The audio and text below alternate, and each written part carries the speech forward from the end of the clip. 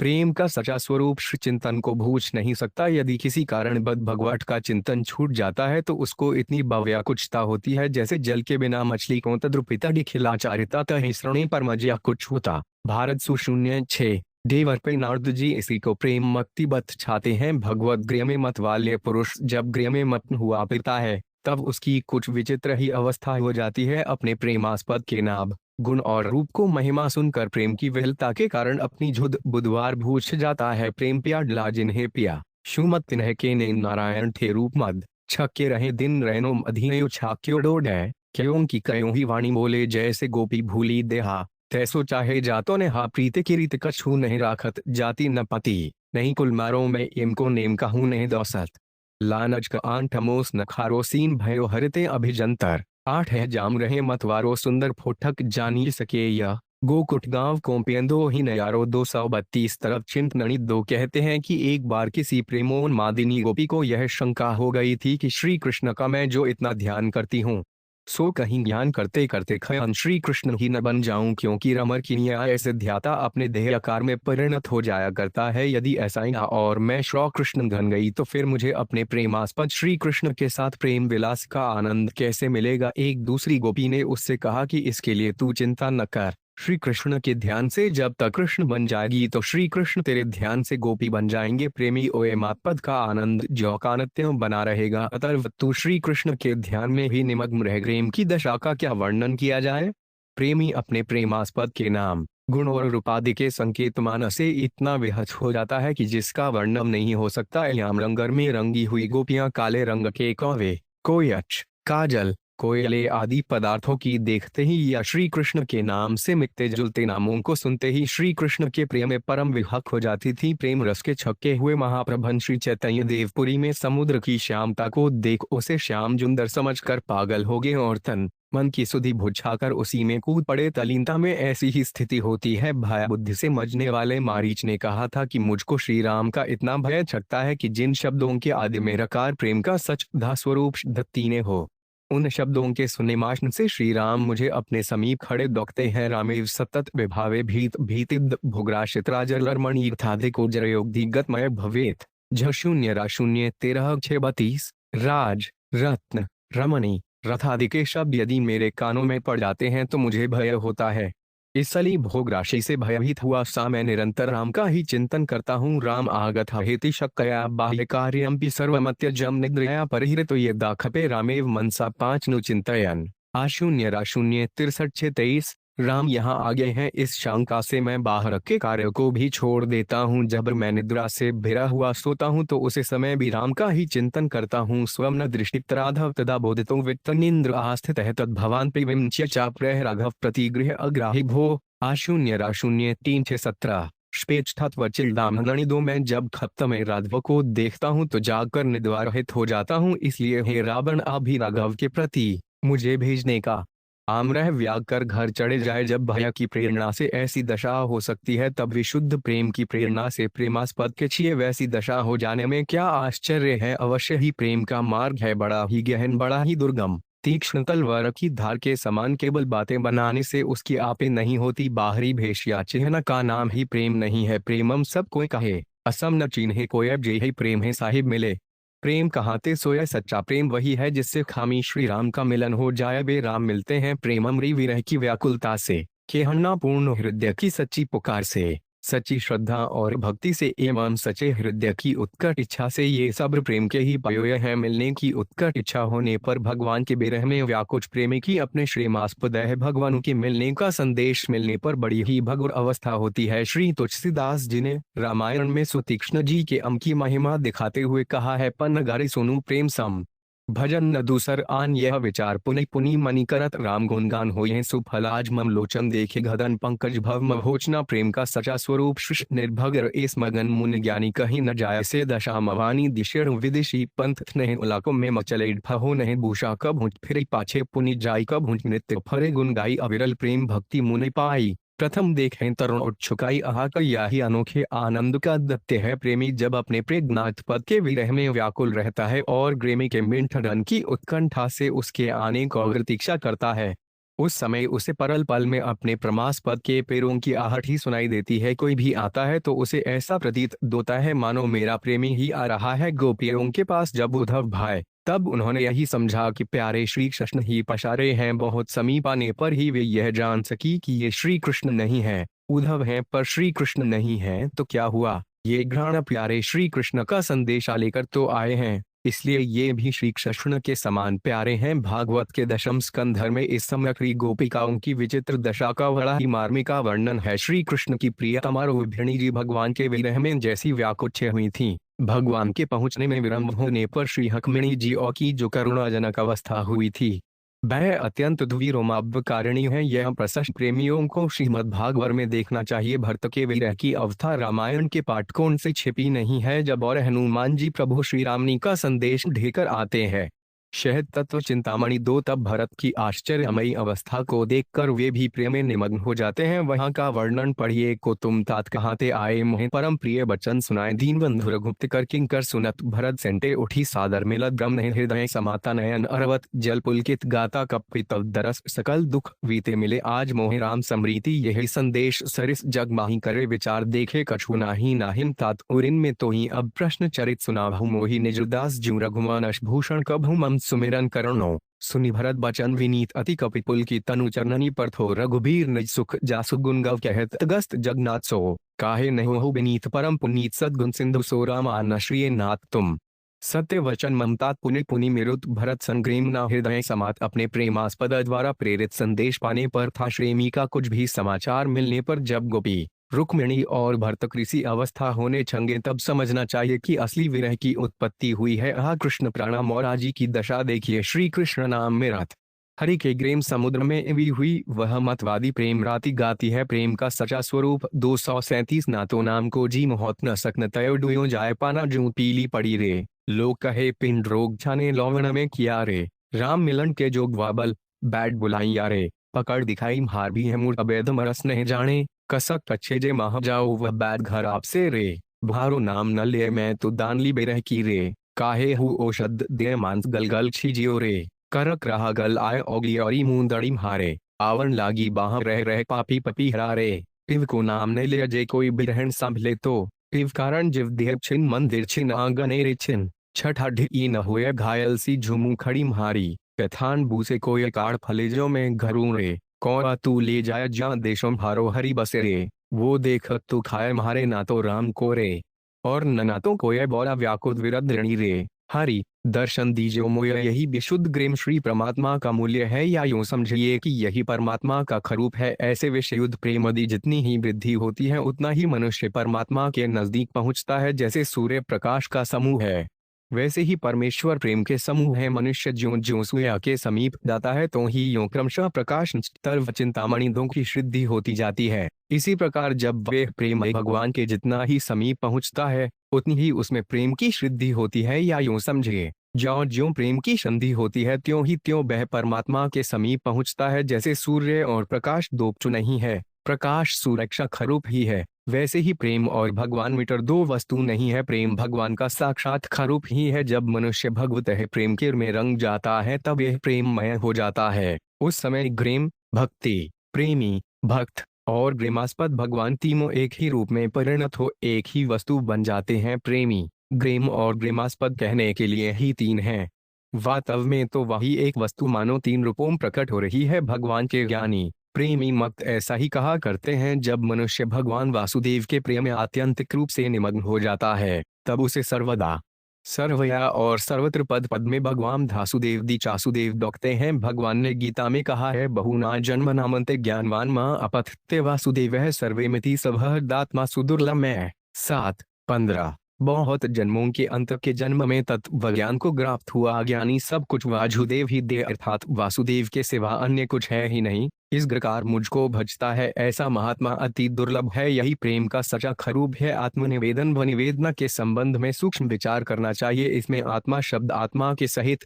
तीनों शरीरों का वाचक है और निवेदन का अर्थ अपहरण है, जिन वस्तुओं कल पर हमने अपना अधिकार जमा रखा है।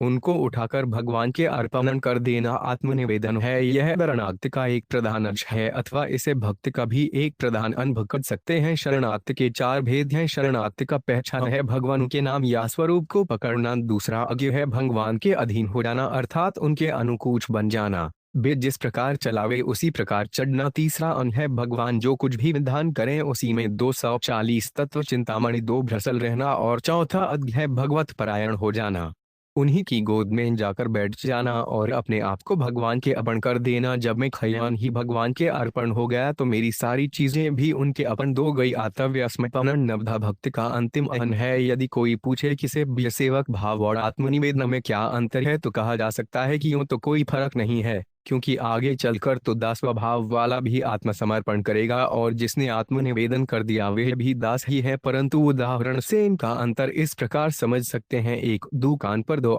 नीम काम करते हैं।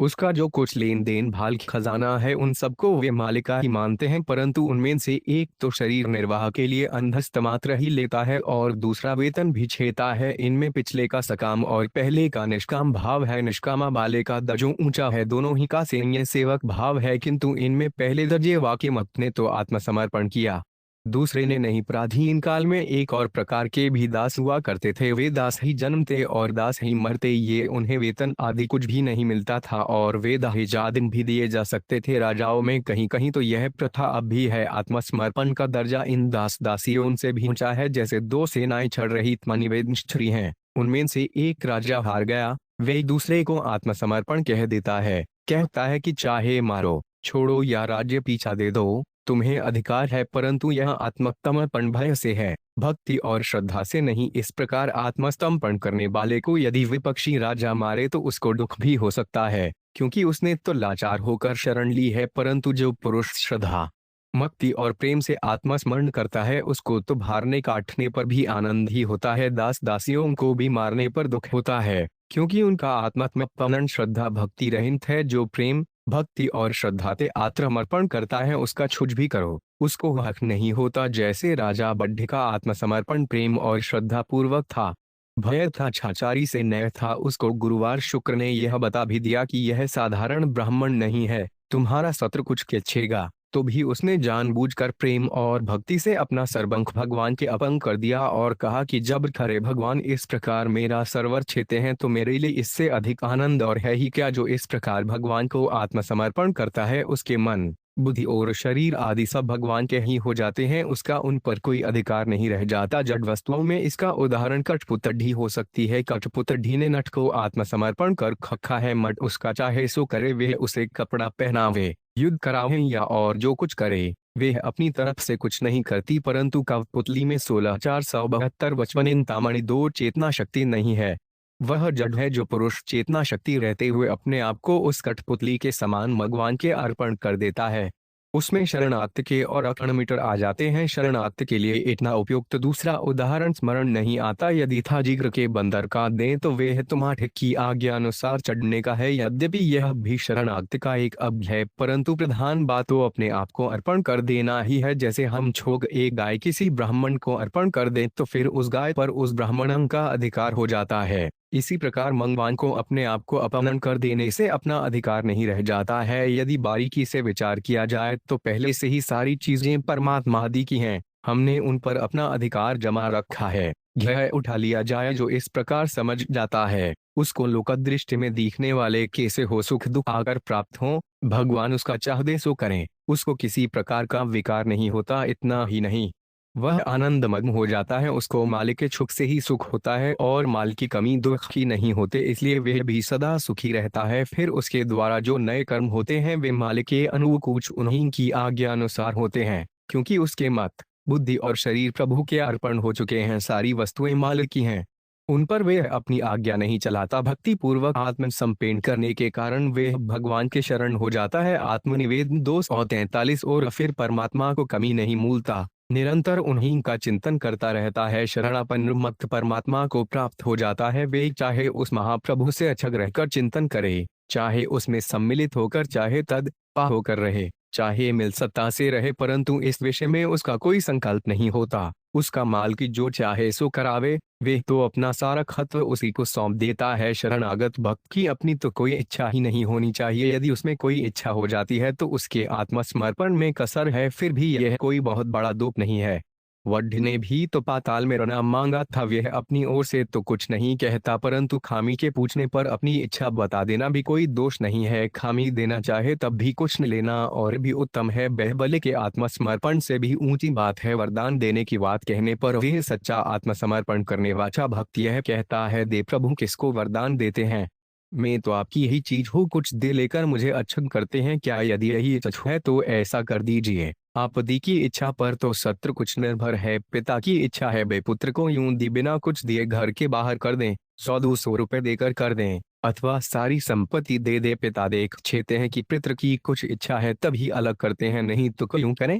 सो हे प्रभु, भाप यदि वरदान देने की बात कहते हैं तो अवश्य मेरे मन में अक्य रहने का 2448 तस्त खिलतामणि 2 भाव होगा। नहीं तो आप इस प्रकार कैसे कहते नाथ? अवश्य मेरी कोई नालायकी हुई है। मैं आपसे क्षमा मांगता हूँ। जो कुछ है सो तो आपका ही है। वरदान छेकर अलग कहाँ रखा हूँ पाउंड? इस प्रकार का आत्मसमर्पण सख्यमा और दासमा वाले भी कर सकते हैं। अतः आत्मसमर्पण भक्त का एक प्रथम गुण है। सख्य और दास भाव वाले ऐसा कर भी सकते हैं और नहीं भी करें तो कोई आपत्ति नहीं। यदि कहा जाए कि मित्रता तभी पूरी होगी जब आत्मसमर्पण कर दिया जाएगा, सो ठीक है, परंतु मित्र तो इसके बिना भी हो सकता है। विभीषण के आत्मसमर्पण में इतना महत्व नहीं प्रतीत होता। श्री कृष्ण तो सखामाव से आत्मसमर्पण तो गोपियों ने ही किया था। वे अपने ऊपर अपना कोई अधिकार नहीं समझती थी, एकमात्र श्री कृष्ण ही अधिकार मानती थी। एक पुरुष में नवधा भक्त के सारे भेद भी रह सकते हैं और 2 गाढ़ अंग भी रह सकते हैं। मजन ध्यान सेवा नमस्कार करते हुए आत्मसमर्पण नहीं भी हो सकता है। हाँ, और सब भक्तियां आ जाने पर भी यदि आत्मसमर्पण नहीं होता तो इतनी कमी ही है जिसमें आत्मसमर्पण नहीं है। वे भी भक्त तो है और कहलता भी भक्त ही है, परंतु आत्मसमर्पण कर देने वाले भक्त की तो महिमा ही अचूक है। इसीलिए नवधा भक्ति में इस अव को अंतिम बत ढाया गया है। यही सबसे ऊंचा भाव है। भक्त का पहला अचह श्रवण है, इसलिए इसको सर्वप्रथम भक्ति कहते हैं। श्रवण के बिना कोई भक्ति नहीं हो सकती। यदि कोई आत्मनिवेदन 2745 ऐसा उदाहरण मिले तो उसमें भी पूर्व संस्कार तो मिलेंगे ही, जिनसे यही प्रतीत होता है कि इसने पूर्व जन्म में ही श्रवण कर लिया होगा। श्रवण आदिमक्ति है, पहले सुनता है तभी तो उसकी रुचि होकर पढ़ इस तरफ लगता है। आत्मनिवेदन अंतिम भक्ति है। इसमें और सत्र भक्तियां सम आ जाती हैं। आत्मनिवेदन हो जाने पर उसकी अनन्य भक्ति हो जाती है। शरणागत के जितने भाव हैं वे मन ही आ जाते हैं। पत्तम ने जो ईश्वर विधान कहा है वह भी इस पुरुष में आ जाता है तथा उसका फच समाधि सिद्धि भी उसे मिछ जाती है। फिर उद्धार की तो उसे कोई चिंता ही नहीं रहती। उसका तो उद्धार हो चुका। आत्मसमर्पण करके भक्त सर्वथा निश्चिंत हो जाता है। उसे अपने छोके अथवा पार अड्ढों के किसी प्रकार की भय या चिंता नहीं रहती। एक मनुष्य पाठशाला चलाता है, रात दिन उसकी चिंता में छगा है। यदि कोई थोग्य संपत्ति शाडो सबन उस काम को संभाल ले तो फिर वह निश्चिंत हो जाता है। फिर कमी कमी वह उसका काम करता भी है तो भी उसे कोई चिंता नहीं होती। इसी प्रकार जैसे कोई आदमी अपना काम किसी योग्य व्यक्ति को सौंप कर परदेश जाए तो उसे पीछे के काम का कोई फिन्ना नहीं रहता, ऐसे ही जो अपने आप को भगवान के अर्पण कर देता है उसके लिए भय और चिंता के लिए कोई स्थान ही नहीं रह जाता। उसके आनंद का पार नहीं रहता। जैसे किसी कंगाल छड़ के को कोई करोड़पति दत्तक गोद छे तो वे बड़ी असंता से उस पिता की गोद में जाकर बैठ जाता है और विफिक्त हो जाता है। 246 तत्व चिंतापणी 2 वह जानता है कि तेरे पास 5 पैसे भी नहीं थे और अब तू करोड़ों की संपत्ति का उत्तराधिकारी हो गया। अतः उस पिता की गोद में बैठकर उसे बड़ा ही आनंद होता है, क्योंकि इससे उसके अनबन की चिंता सदा के लिए मिट जाती है। यह तो एक मनुष्य की गोद बैठने की बात है। जो उस परमात्मा को अपनो आत्मसमर्पण कर देता है उसके आनंद का क्या ठिकाना है। वहां भय की बात ही कहाँ है। साधारण चक्षमीवान की गोद में बैठने वाले को भी भय नहीं रहता, फिर परमात्मा तो सर्व सामर्थ्यवान है, उसकी गोद में भय कैसा? वहां पहुंचकर फिर शांति का पार नहीं रहता। धनवान की गोद में बैठने वाला तो धन के खार्थवश उसमें बाधा पड़ने पर उसी का अनिष्ट चिंतन कर सकता है। यह उसकी नीचता और रितपनता है। परंतु परमात्मा की गोद में कोई इस जखार्थ से नहीं बैठता। उसको इसी बात में बड़ा आनंद होता है कि प्रभु ने मुझको अपना लिया। हम छोक तो उसके आनंद को समझ ही नहीं हो सकते। बड़ी विलक्षण बात है। 1 करोड़पति वाइसराय से मिलने जाता है, उसके साथ 2-4 आदमी हैं और वह लड़का भी है जिसे उसमें दत्तक लेने का विचार किया है। नाइस राय पूछते हैं, यह छड़का किसका है? वह लड़का कहता है, मैं इनका हूँ। परंतु जहां तक वे करोड़पति जैब अपने मुंह से यह बात सत्कार नहीं कर केटा, वहां तक वाइसराय उसकी बात नहीं मानते। यदि दूसरी बार वह छड़का अकेला जाता है तो वाइसराय उसका कोई स्वागत नहीं करते। कहते हैं, सेठ का पत्र छाओ, तुम ही तो कहते हो मैं उत्तका हूँ। उन्होंने कहा, स्वीकार किया है। आत्मनिवेदन 2787। इस प्रकार उस छड़के के कहने का कोई विशेष असर नहीं पड़ता। चाहे छड़का अपने मुंह से कहता है मैं इनका हूँ, इसमें उसे वे आनंद नहीं मिलता जो उस धनवान के यह कदने पर मिलता है कि यह मेरा है। इसी प्रकार अभी तो हम ही का दर्दे हैं कि हम आपके हैं। जिस दिल प्रभु हमें स्वीकार करछेंगे और कहेंगे कि चे मेरा है, उसी देव हम सचे उसके होंगे। जिसे परमात्मा अपनाते हैं उसके आबंद को हम छो क्या कह सकते हैं? उसमें स्वार्थ नहीं, प्रेम है। दत्तक दिए हुए छड़के को तो यदि पिता कष्ट देते हैं तो वे विरुद्ध भी हो जाता है। पोंग की बह तो घन के लोम से गया है, परंतु जो निष्काम प्रेमाव से अपने आप को भगवान के समर्पित कर देते हैं, उसके शरीर के तो यदि टुकड़े टुकड़े भी कर दिए जाएं तो भी वे अपना अधोभाग्य ही समझते हैं। वहां के शायद तो कोई उदाहरण ही नहीं प्रतीत होता। कोई आदमी किसी महात्मा के पास जाता है और उनसे 1 वर्ष स्वीकार करने की प्रार्थना करता है। महात्मा अस्वीकार कर देते हैं। वह तो अर्पण करता है, परंतु जहाँ तक महात्मा स्वीकार नहीं करते वहां तक अर्पण नहीं होता। जब विशेष आग्रह करने पर महात्मा स्वीकार कर लेते हैं तब अर्पण हो जाता है। वह कहता है, अदा मेरा अदोभाग्य है जो मेरा वंश महात्मा जी ने स्वीकार कर लिया। फिर जब महात्मा उस वंश को अपने सेवकों को न देकर खाए अपने काम में छाते हैं, उस समय उसे कितना आनंद होता है। महाराज की सेवा में एक पंखा भेंट किया जाता है। गर्मी खूब पड़ रही है, उसी पंखे से अपने दी हाथ से हवा करने का 248 तक्षेप चिंतामणि 2 विशेष शाम करने पर यदि वे महात्मा खोकार कर लेते हैं तो कितना आनंद होता है। महाराज सोना चाहते हैं, उनसे प्रार्थना को जाती है, महाराज भेरी गोद में सोने की कृपा कीजिए। विशेष अमृह से यदि थे खीकार कर ले तो कितना आनंद होता है। अब यदि देखा जाए तो वे हम महात्मा हैं या नहीं इसका पता नहीं, हमारी भावना से ही हमको इतना आनंद होता है। ऐसे ही वे एक परमात्मा जिसको खुद से महात्मा प्राप्त हो चुके हैं, यदि हमारे शरीर को अपने काम में छाते हैं या काटते भी हैं तो कितना आनंद होना चाहिए। उस समय हमारा रोम रोम हर्पित हो जाना चाहिए। यदि हमारे शरीर के चमड़े की जूतियां बनाकर बड पहन लें तो हम कृतज्ञ हो जाएं। आहा, हमारे शरीर का ही पाहुन उपयोग हो रहा है, कितनी दया है। हमारी वस्तु को प्रभु कामे छा रहे हैं। एक दत्तित्रता पति के सुख से सुखी होती है।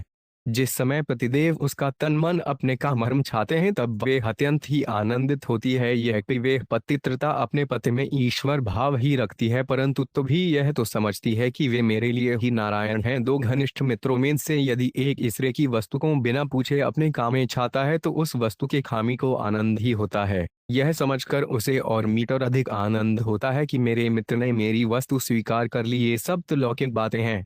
इसी प्रकार यदि साक्षात परमेश्वर हमारी वस्तुओं और हमारे हरि राधि को अपने काम में छाते हैं तो उससे बढ़कर हमारे लिए और क्या आनंद की बात हो सकती है।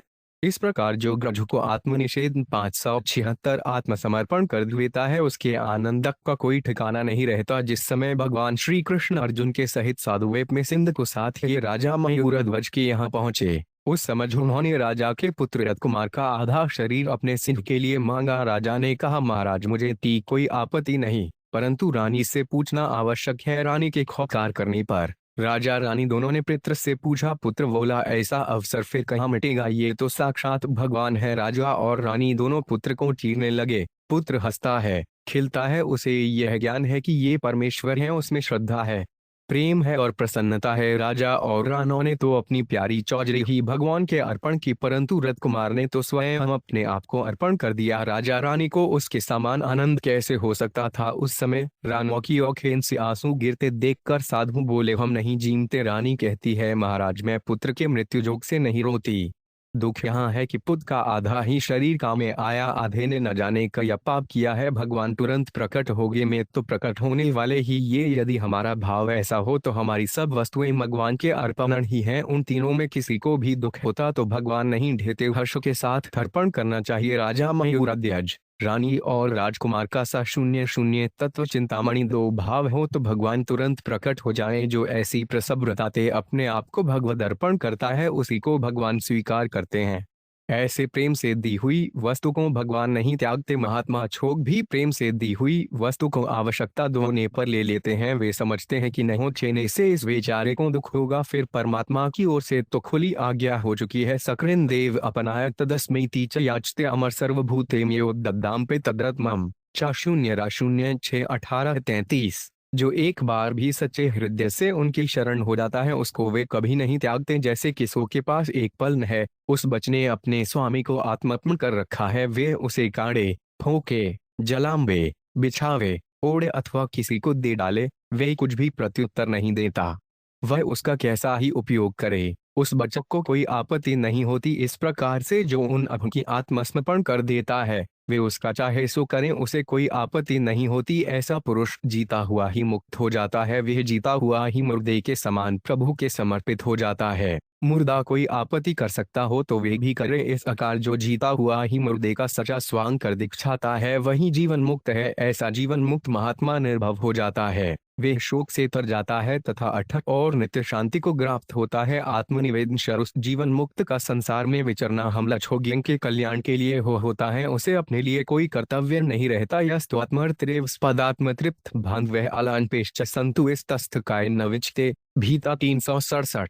जो पुरुष इस आकार से भगवत शरण हो जाता है उसका जीवन केवल झोगों के कल्याण के लिए ही होता है। जैसे पश्चायती के सामान से जो चाहे वही अपना काम निकाल सकता है, उसी प्रकार उस पुरुष से भी सबको अपना काम निकाल लेने का अधिकार सा होता है। ऐसे विरक्त पुरुषों का जीना संताड़ के उपकार के लिए ही होता है, परंतु उनमें ऐसा भाव नहीं होता कि मैं उन सार के दित के लिए विचरता हूँ। जो ऐसा कहता है चाहे तो अभिमानी है, वह जीवन मुक्त कभी नहीं हो सकता। अमानत आदि सदुगुण तो उसमें पहले से ही आ जाते हैं। ऐसे पुरुषों के दर्शन से नेत्र, भाषण से वाणी और चिंतन से मन पवित्र हो जाता है। ऐसे पुरुष संसार में हजारों आंखों हो चुके हैं। उत्तराखंड की तपोभूमि में वो ऐसे बहुत ऋषियों ने तपस्या की है। वे पवित्र भूमि स्वाभाविक ही वैराग्य युक्त है। उस भूमि में रहने वाले महात्मा पुरुषों की महिमा कहाँ तक गाई जाए। भगवान से यदि कुछ मांग ना हो तो यही मांगे कि है अशु जिन महात्माओं की महिमा आप गाते हैं, हमें उन्हीं के शुभ तत्व चिंतामणि 2 चरण चिन्हों का अनुगामी बनाइए और मांगने की भी क्या आवश्यकता है। जो पुरुष भगवान की शरण हो जाएगा और जिसे भगवान अपना देंगे उसके उद्धार की तो बात ही क्या है, वे तो औरों का भी उद्धार कर सकता है। ऐसे महात्मा में ऐसे क्षण आ जाते हैं, भगवान कहते हैं समय शत्रु च मित्र च तथा भानात्मा शीतोष्ण सुख दुखे पुसम सद्भविवर्जित 3 तुल्य निंदास्तुति मुनि संतुष्य ये किंचित अनिकेतः श्रम त्वेक्ति सान में प्रियो न रह। गीता 19:18-16। जो पुरुष शनुमित्र में और मान अपमान में सम है तथा सद्दो गर्मा और झुक खादी इन दो में सम है और सत्र संसार में आसक्ति से रहित है तथा जो निंदा स्तुति को सम्मान समझने वाला और सननशील है अर्थात ईश्वर के स्वरूप का निरंतर मनन करने बाट है एवं जिसके आकार से भी शरीर का निवाह होने में सदा ही संतुष्ट है और रहने के स्थान में ममता से रहित है, वे खीर बुद्धिवाल अतिमान पुरुष मेरे को गृह है।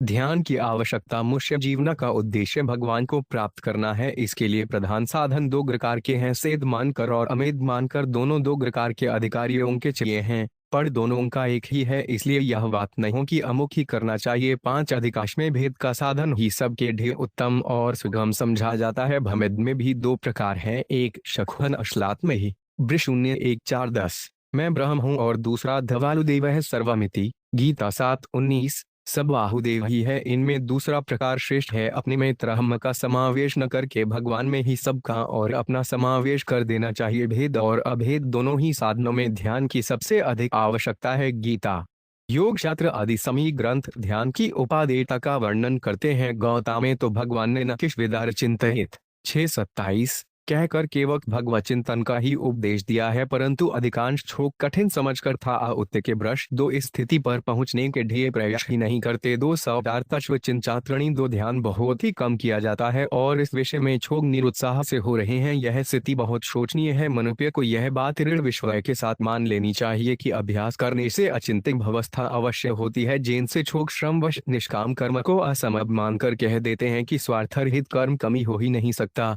वे इस बात को नहीं सोचते कि जब चेष्टा और अभ्यास करने से स्वयं या कामना कम होती है तब किसी समय उनका नाश मीटर जरूर हो सकता है। जो चीज घटती है वह नष्ट भी होती है, फिर निष्काम यानी हस्वार्थ कम क्यों नहीं होंगे। इसी प्रकार जब एक दो क्षण मन अचिंतित दद्मा की श्राप्त होता है तो सद्दा के ढिए भी बह हो सकता है। आवश्यकता है अभ्यास करने की। अभ्यास भी बड़े उत्साह और डगन के साथ करना चाहिए। क्षण दो क्षण के लिए संसार की ओर मचकम जाए, इतने में ही संतोष नहीं मानना चाहिए। मन को परमात्मा में पूर्ण एकाग्र करना चाहिए। जब तक कम से कम मिनट 2 मिनट भी मन संसार को सवेथा छोड़कर परमात्मा में पूर्ण रूप से लगे, तब तक ध्यान का अभ्यास छोड़कर आसन से नहीं उठना चाहिए। यदि निश्चय के साथ ध्यान का अभ्यास किया जाएगा तो अवश्य उन्नति होगी। संसार का चित्र मन से सर्वया हटाने की चेष्टा करते करते ऐसा खामाबिक अभ्यास बन सकता है कि फिर जिस समय आप चाहेंगे उसी समय आपके मन में संसार का अभाव हो। ध्यान की आवश्यकता 205 जाएगा। परमात्मा के अतिरिक्त समस्त संसार का अभाव हो जाना ही अचिंत्य भवसथा है। इस अवस्था में ज्ञान की जागृति रहती है,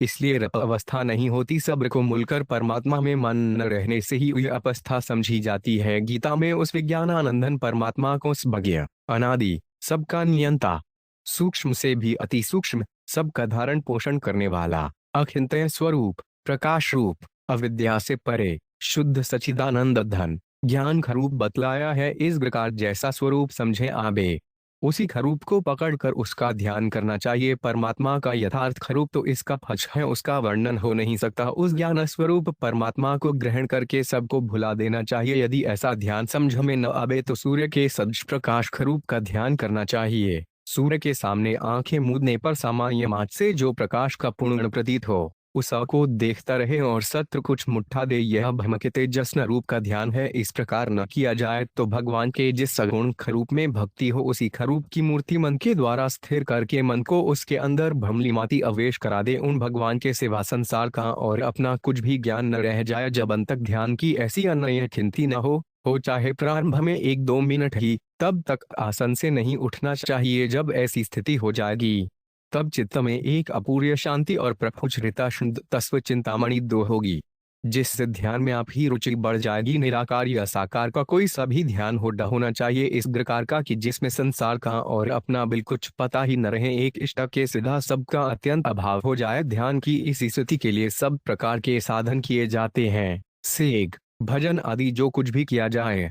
ध्यान की प्रगाढ़ खेती से सब नीचे हैं। परमात्मा में अचच अवलब्धि स्थिर हो जाना ही बहुत बड़ा क्षाम है। इस प्रकार के ध्यान की कामना रखने में भी कोई आपत्ति नहीं है। मुक्त की कामना न करने, ऐसे अविचल ज्ञान की कामना करना अच्छा है। जिसकी ऐसी नित्य स्थिति हो जाती है वह दूसरों को भी ध्यान की युक्ति बता सकता है। चेतन ज्ञान रूप में मन को क्षय हो जाने पर उसकी कौसी जख्यति होती है, सुबत छाई नहीं जा सकती। वैसी अवस्था हुए बिना उसे कोई नहीं समझ सकता। जैन से आजन्म ब्रह्मचारी सरी संग की अवस्था को नहीं समझता। जब नाश्वानुभोग की एक अवस्था नहीं समझाई जा सकती तब ब्रह्मोख्यति को तो वाणी से कोई कैसे समझा सकता है। उस अवस्था को समझाने के लिए वैसी अवस्था बनाने का अथक करना चाहिए। सबको भूजने के बाद जो कुछ बच रहे उसी को अपना इष्ट देह बनाकर उसका ध्यान करना चाहिए। ऐसे ध्यान में ऊंचे से ऊंचा आनंद ग्रप्त हो सकता है। अपने अधिकांश छोगों का भक्त का आगे है और भक्त के आगे ध्यान प्रधान है। भगवान ने जहां जहां पर गीता में सत्य की ध्यान की आवश्यकता महिमा गाई है, वहां ज्ञान का बड़ा महत्व बत छाया है। किसी तरह भी भगवानों में मत को प्रवेश करा देना चाहिए। भगवान ने उसी को उत्तम बत छाया है। भगवान कहते हैं, योगिनाम पि सर्वेषां महतेनांतरात्मना श्रद्धावान भजते यो मां समय युक्तत्मो सत्य। गीता 6:477। मयावेश मनो ये मान नित्य युक्ता उपास्ते श्रद्धया पर्योपितास्ते में युक्तत्म बता। गीता 16:1। मयैव सन आधत्स भई बुद्धि निवेशन शिष्य से मणेव तूधे न संशय। गीता 1210। है अर्जुन, संपूर्ण योगियों में भी जो श्रद्धावान योगी मुझ में छगे हुए अंतरात्मा से मुझको निरंतर भजता है, वे योगी मुझे परम श्रेष्ठ मान्य है। मुझ में मन को एकाग्र करके निरंतर मेरे भजन ध्यान में छगे हुए जो भक्त जन अतिशय श्रेष्ठ श्रद्धा से युक्त हुए मुझ परमेश्वर को भजते हैं, वे मुझको योगियों में भी अति उत्तम योगी मान्य हैं। इसलिए मुझ में मन को छगा, मुझ में ही बुद्धि को छगा, इसके उपरांत मुझ में ही निवास करेगा, अर्थात मुझको ही प्राप्त होगा। इसमें कुछ मीटर संचय नहीं है। भक्तराज प्रदमद और ध्रुव सके भक्तों में मक्त प्रवर श्री प्रहलाद और ध्रुव की भक्ति अत्यंत हो अलेखित थी। दोनों प्रत्यह स्मरणीय भक्त और इंगबान के विचक्षण प्रेमी थे। प्रहलाद जी के निष्काम भाव की महिमा कहो नहीं जा सकती। आरंभ से ही इनमें पूर्ण निष्काम साथ था। जब भगवान नृसिंहदेव ने इनसे भर मांगने की कहा तब इन्होंने जवाब दिया कि नाथ, मैं क्या लेन देन करने वाला व्यापारी हूँ, मैं तो आपका सेवक हूँ। सेवक का काम मांगना नहीं है और स्वामी का काम कुछ दे दिलाकर सेवक को ठाच देना नहीं है। परंतु जब भगवानों ने फिर आग्रह भक्तराज प्रहलाद और धर्व 256 किया तो प्रहलाद ने एक वरदान तो यह मांगा कि मेरे पिता ने आपसे ट्रंच करके आपकी भक्ति में बाधा पहुंचाने के लिए मुझ पर जो अत्याचार किए, देग्रभो आपकी कृपा से मेरे पिता उस दुष्कर्म द्वारा उत्पन्न हुए पाप से अभी छूट जाएं। तग्र साधतु अभी सचस्तेव मुचेत में पिता। विष्णु 01-20-20। कितनी महानता है। दूसरा वरदान यह मांगा कि प्रभु यदि आप मुझे वरदान देना ही चाहते हैं तो यह दीजिए कि मेरे मन में कभी कुछ मांगने की अभिलाषा ही नहीं हो। कितनी अद्भुत निष्कामता और दृढ़ता है। पिता ने कितना कष्ट दिया परंतु प्रहलाद जी सब कष्ट सुखपूर्वक सहते रहे, पिता से कभी द्वेष नहीं किया और अंत में महान निष्कामी होने पर भी पिता का अपराध क्षमा करने के 6 भगवानों से आज्ञा की।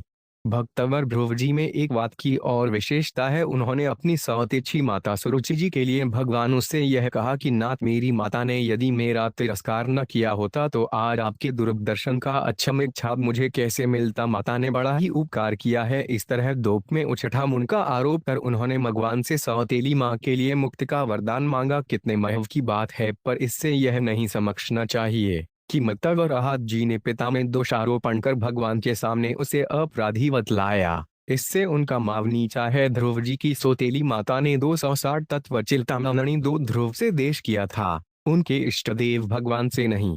परंतु प्रहलाद जी के पिता हिरण्यकृपु ने तो आहत के इष्ट देव भगवान से द्वेष किया था। अपने प्रति किया हुआ दोष तो भक्त मानते ही नहीं, फिर माता पिता द्वारा किया हुआ तिरस्कार तो उत्तम फल का कारण होता है। इसलिए ध्रुवगी का माता में गुण का आरोप करना उचित ही था, परंतु प्रहलाद जी के तो इष्ट देव का तिरस्कार था। प्रहलाद ने अपने को कष्ट देने वाचा जानकर पिता को दोषी नहीं बतलाया। उन्होंने भगवानों से उनका अपराध करने के कारण क्षमा मांग कर पिता का उद्धार चाहा। में दोनों ही विचक्षण भक्त थे। भगवान का दर्शन करने के लिए दोनों की ही प्रतिज्ञा अटट थी। दोनों ने उसको बड़ी ही दृढ़ता और तत्परता से पूर्ण किया। प्रहलाद जी ने घर में पिता के द्वारा दिए हुए रिष्ट प्रसन्न मन से सहे, तो शव जी ने वन में अनेक कष्टों को सानत सहन किया। ने मन से कोई किसी प्रकार भी नहीं हटे, अपने सिद्धांत पर दृढ़ता से डटे रहे। कोई भी भय था प्रक्षोभन उन्हें तनिक सा भी नहीं झुका सका। बहुत सी बातों में एक से होने पर भी प्रहलाद जी में निष्काम भाव की विशेषता थी और गुप्त जी में सौतेली भाता के प्रति गुणारोप कर उसके लिए मुक्ति मांगने की वास्तव में दोनों हो परम आदर्श और वंदन और है।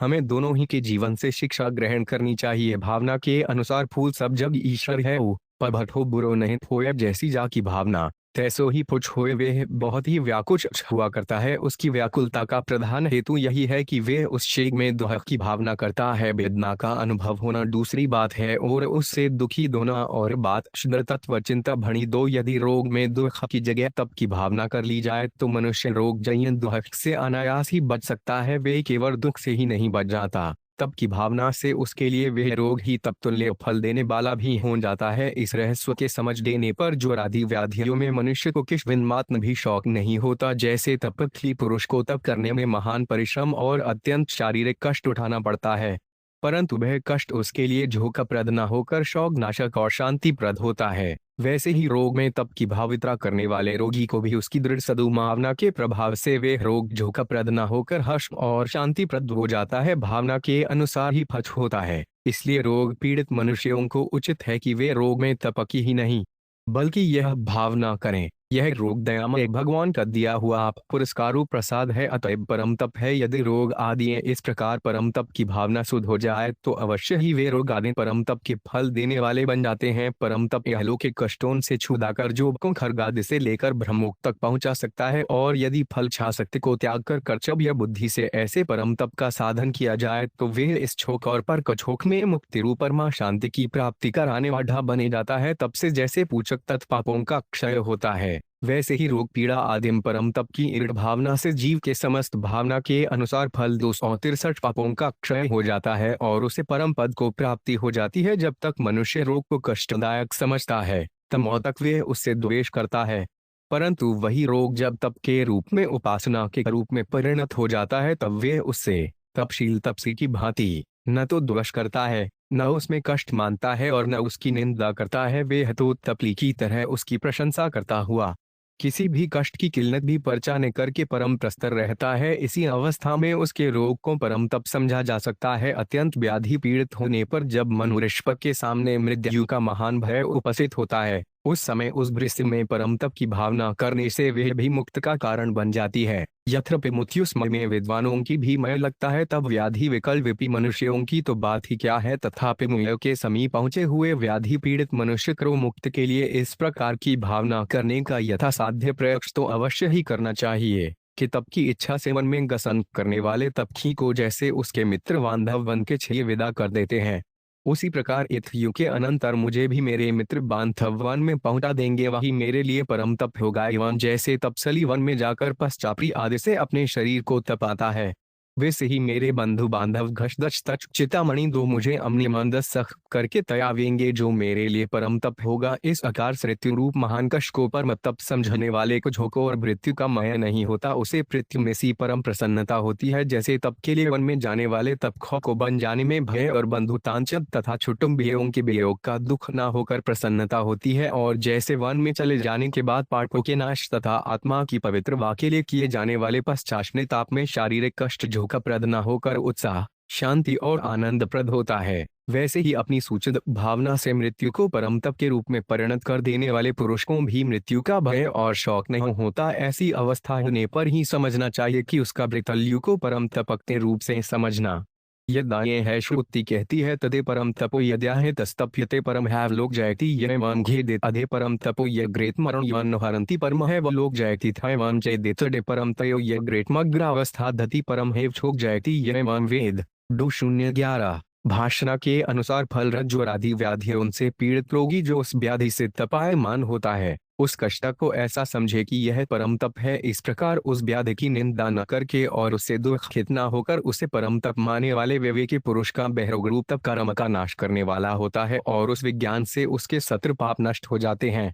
वह परम छो को जीत छेता है, अर्थ औत मुक्ति को प्राप्त हो जाता है। इसी प्रकार मृत्यु के समीप पहुंचा हुआ मनुष्य ब्रिल को प्राप्त होने से इस तरह चिंतन करूं कि मरने के अनंतर सुझे अंत्येष्टि के लिए छोक जो प्राम से बाहर घन में छे जाएगा वह मेरे लिए परम तप होगा, क्योंकि ग्राम से चन में जाना परम तप है, यह लोक में असिद्ध है। जो उपासक इस प्रकार समझता है वे एक परम छो को जीत छेता है तथा मेरे शरीर को वन में छे जाकर छोग उसे अग्निर्मय जान लावेंगे।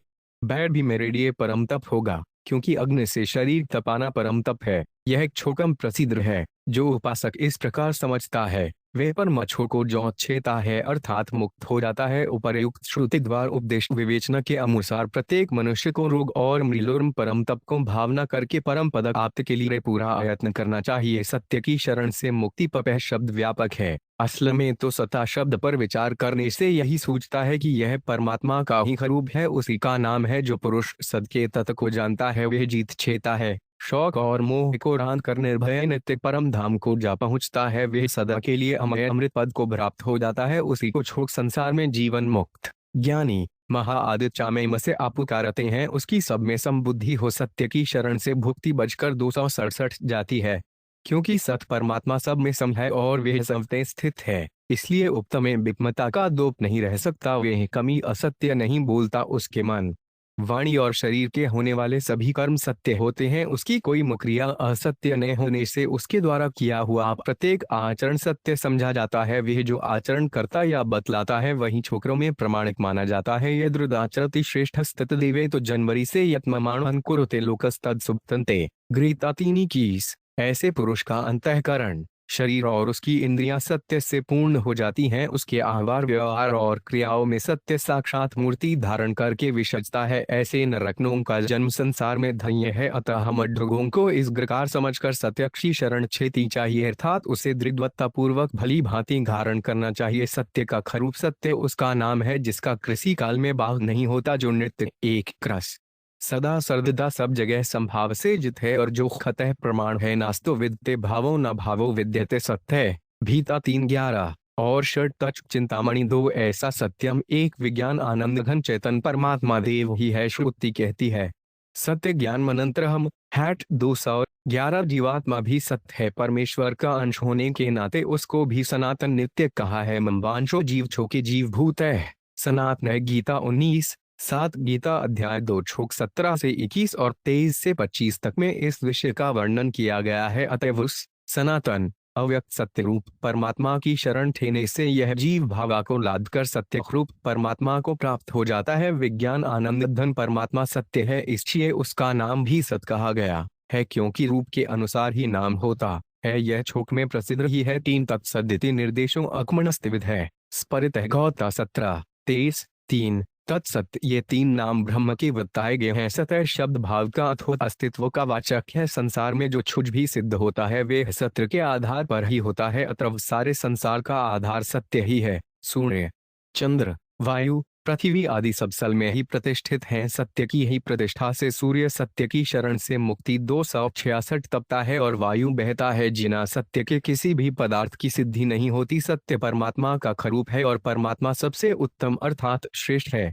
इसलिए श्रेष्ठ गुण, उत्तम कर्म और साधु भाव में सत शब्द का प्रयोग किया गया है। अतः जो कुछ भी श्रेष्ठ गुण, उत्तम कर्म और सद्भाव होता है वे सगुण, सद्भाव और सत्कर्म नाम से ही छोक और शास्त्र में विख्यात है। सद्भाव साधुभावे च सद्दिते तथ्य युज्यते प्रशस्ते कर्मणि तथा सच्छब्द पार्थ युज्यते। गीता 17:26। उत्तम कर्म होने के नाते यज्ञ, दान और तप भी सत्म के नाम से प्रसिद्ध हैं एवं इनमें जो निष्ठा तथा स्थिति है उसे भी सत्तर कहते हैं। खार्थक को व्याघ्र सत्खरूप परमात्मा के अर्थ किया हुआ प्रत्येक कर्म छोक और शास्त्र में सत्कर्म के नाम से ही विख्यात है। यज्ञ तप से दाने चखिते संदिति चोचिते कम चेव तदर्थी अनुद्स्वेवाभिधीयते। गीता 17:27। विचारने से यह बात युक्तियुक्त भी सिद्ध होती है कि सत्य के अर्थ जो भी क्रिया की समाती है वे सत्य ही समझी जाती है। इसीलिए सत्य के विविध कर्म करने वाले की कायिक, मानसिक और वाचिक संपूर्ण क्रियाएं सत्य ही होती हैं, यानी वे सब क्रियाएं लोक में सत्य प्रमाणित होती हैं। 470 वज्र चिंतामणि 2 सत्य भाषण कपट शब्द चातुरी और कूटनीति को छोड़कर हिंसा वर्जित सरखता के साथ जैसा देखा चुना और समझा हो उसे वैसा का वैसा न कम न ज्यादा कह देना सत्यनुभूपण है। सत्य भाषण की इच्छा रखने वाले पुरुष को निम्नलिखित बातों पर विशेष ध्यान रखना चाहिए। 1. न कभी झूठ कर्मी बोलना चाहिए और न किसी को प्रेरित करके बुलवाना चाहिए। दूसरे को प्रेरणा करके अगवा उस पर दबाव डालकर जो उससे झूठ वो डुबाता है वे स्वयं झूठ बोलने की अपेक्षा गुरुतर मिथ्या भाषण करता है, क्योंकि इससे झूठ का आचार अधिक होता है। किसी झूठ बोलने वाले से सहमत भी नहीं होना चाहिए। उस समय मन साथे रहना भी एक प्रकार से झूठ ही समझा जाता है। तात्पर्य यद की कृत,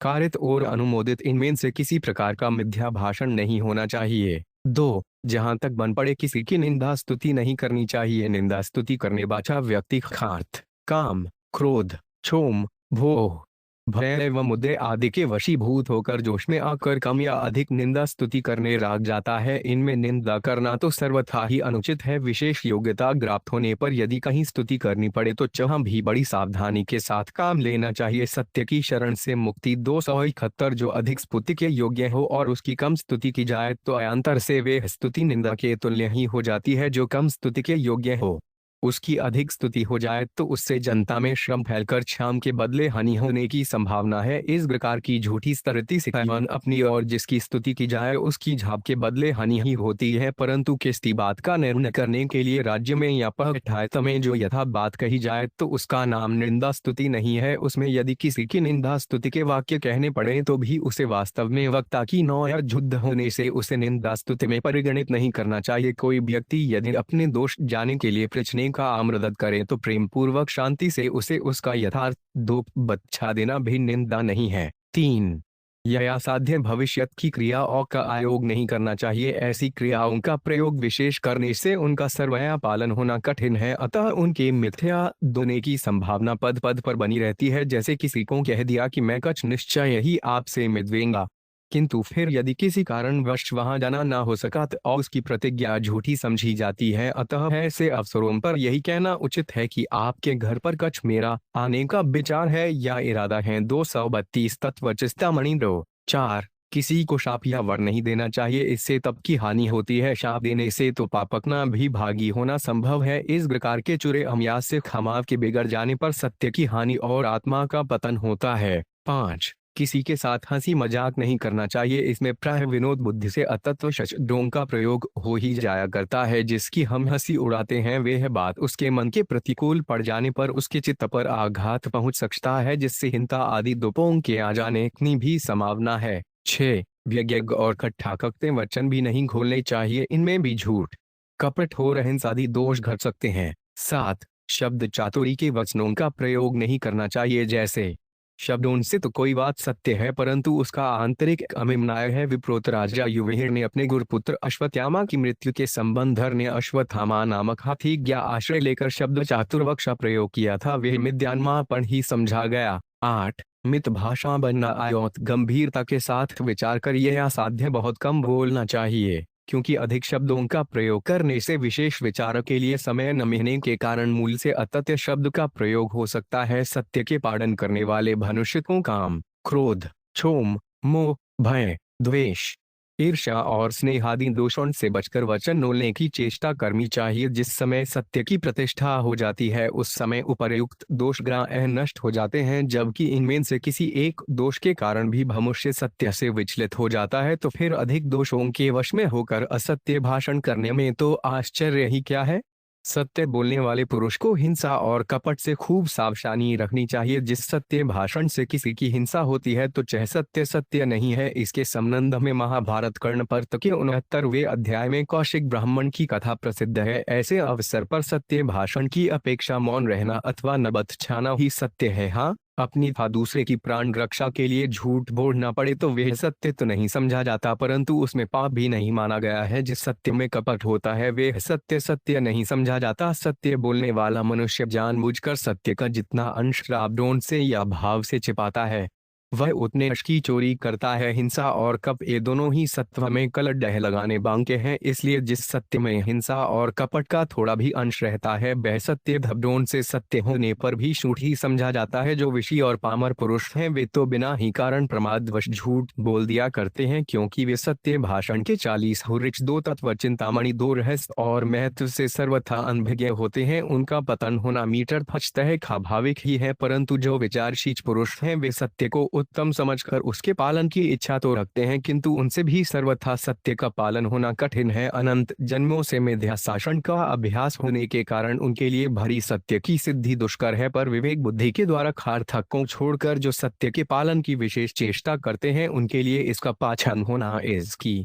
प्रतिष्ठा होनी संभव है, असाध्य नहीं। जो सत्य का अच्छी प्रकार अभ्यास कर छेता है अथवा जिसकी सत्य में सविज्ञ प्रतिष्ठा हो जाती है उसकी वाणी सत्य हो जाती है अथवा वह जो कुछ कहता है वह सत्य हो जाता है। महर्षि पतंजलि भी योगपाद 2 सूत्र 36 में कहते हैं, सत्य प्रतिष्ठाओं क्रियाफलाश्रयत्वस अगस्त्य के वचनों से निहुंभ का पतन हो जाना आदि अनेक कथाएं शास्त्रों में प्रसिद्ध ही हैं। सत्य बोलने वाला पुरुष निर्मय हो जाता है, क्योंकि जब तक भय रहता है तब तक वह यथामाशी नहीं होता। भय के कारण कहीं न कहीं मिथ्या नाशन घट ही जाता है। जो सर्वथा सत्य को जीत छेता है वह क्षमाशील होता है, वह इसके वशीभूत नहीं होता। क्रोधी मनुष्य सत्य के पाठन में सर्वथा असमर्थ रहता है। क्रोधोन्माद में वे क्या क्या नहीं उमग बैठता। सत्य की शरण से मुखी 235 सत्य पालना के प्रभाव से मनुष्य में निर्ममानिता आ जाती है। मान और अधिष्ठा की जहाँ इच्छा होती है वहाँ दंभ और कपट को आश्रय मिल जाता है, और बस जहाँ इन्होंने प्रवेश किया वहाँ से सत्य तत्काल कूच कर जाता है। निस्संदेह कपटी और दंभी का सत्य से पतन हो जाना अनिवार्य है। जतृष्णता सत्य की प्रतिष्ठा हो जाती है तो उस सत्यवादी में किसी प्रकार की इच्छा या कामना नहीं रहती। मोगों की इच्छा वाला मनुष्य भरा क्या क्या अनर्थ नहीं कर बैठता, क्योंकि काम ही पाप का मूल है। इसीलिए काम के बदाभूत हुआ कामी पुरुष झूठ,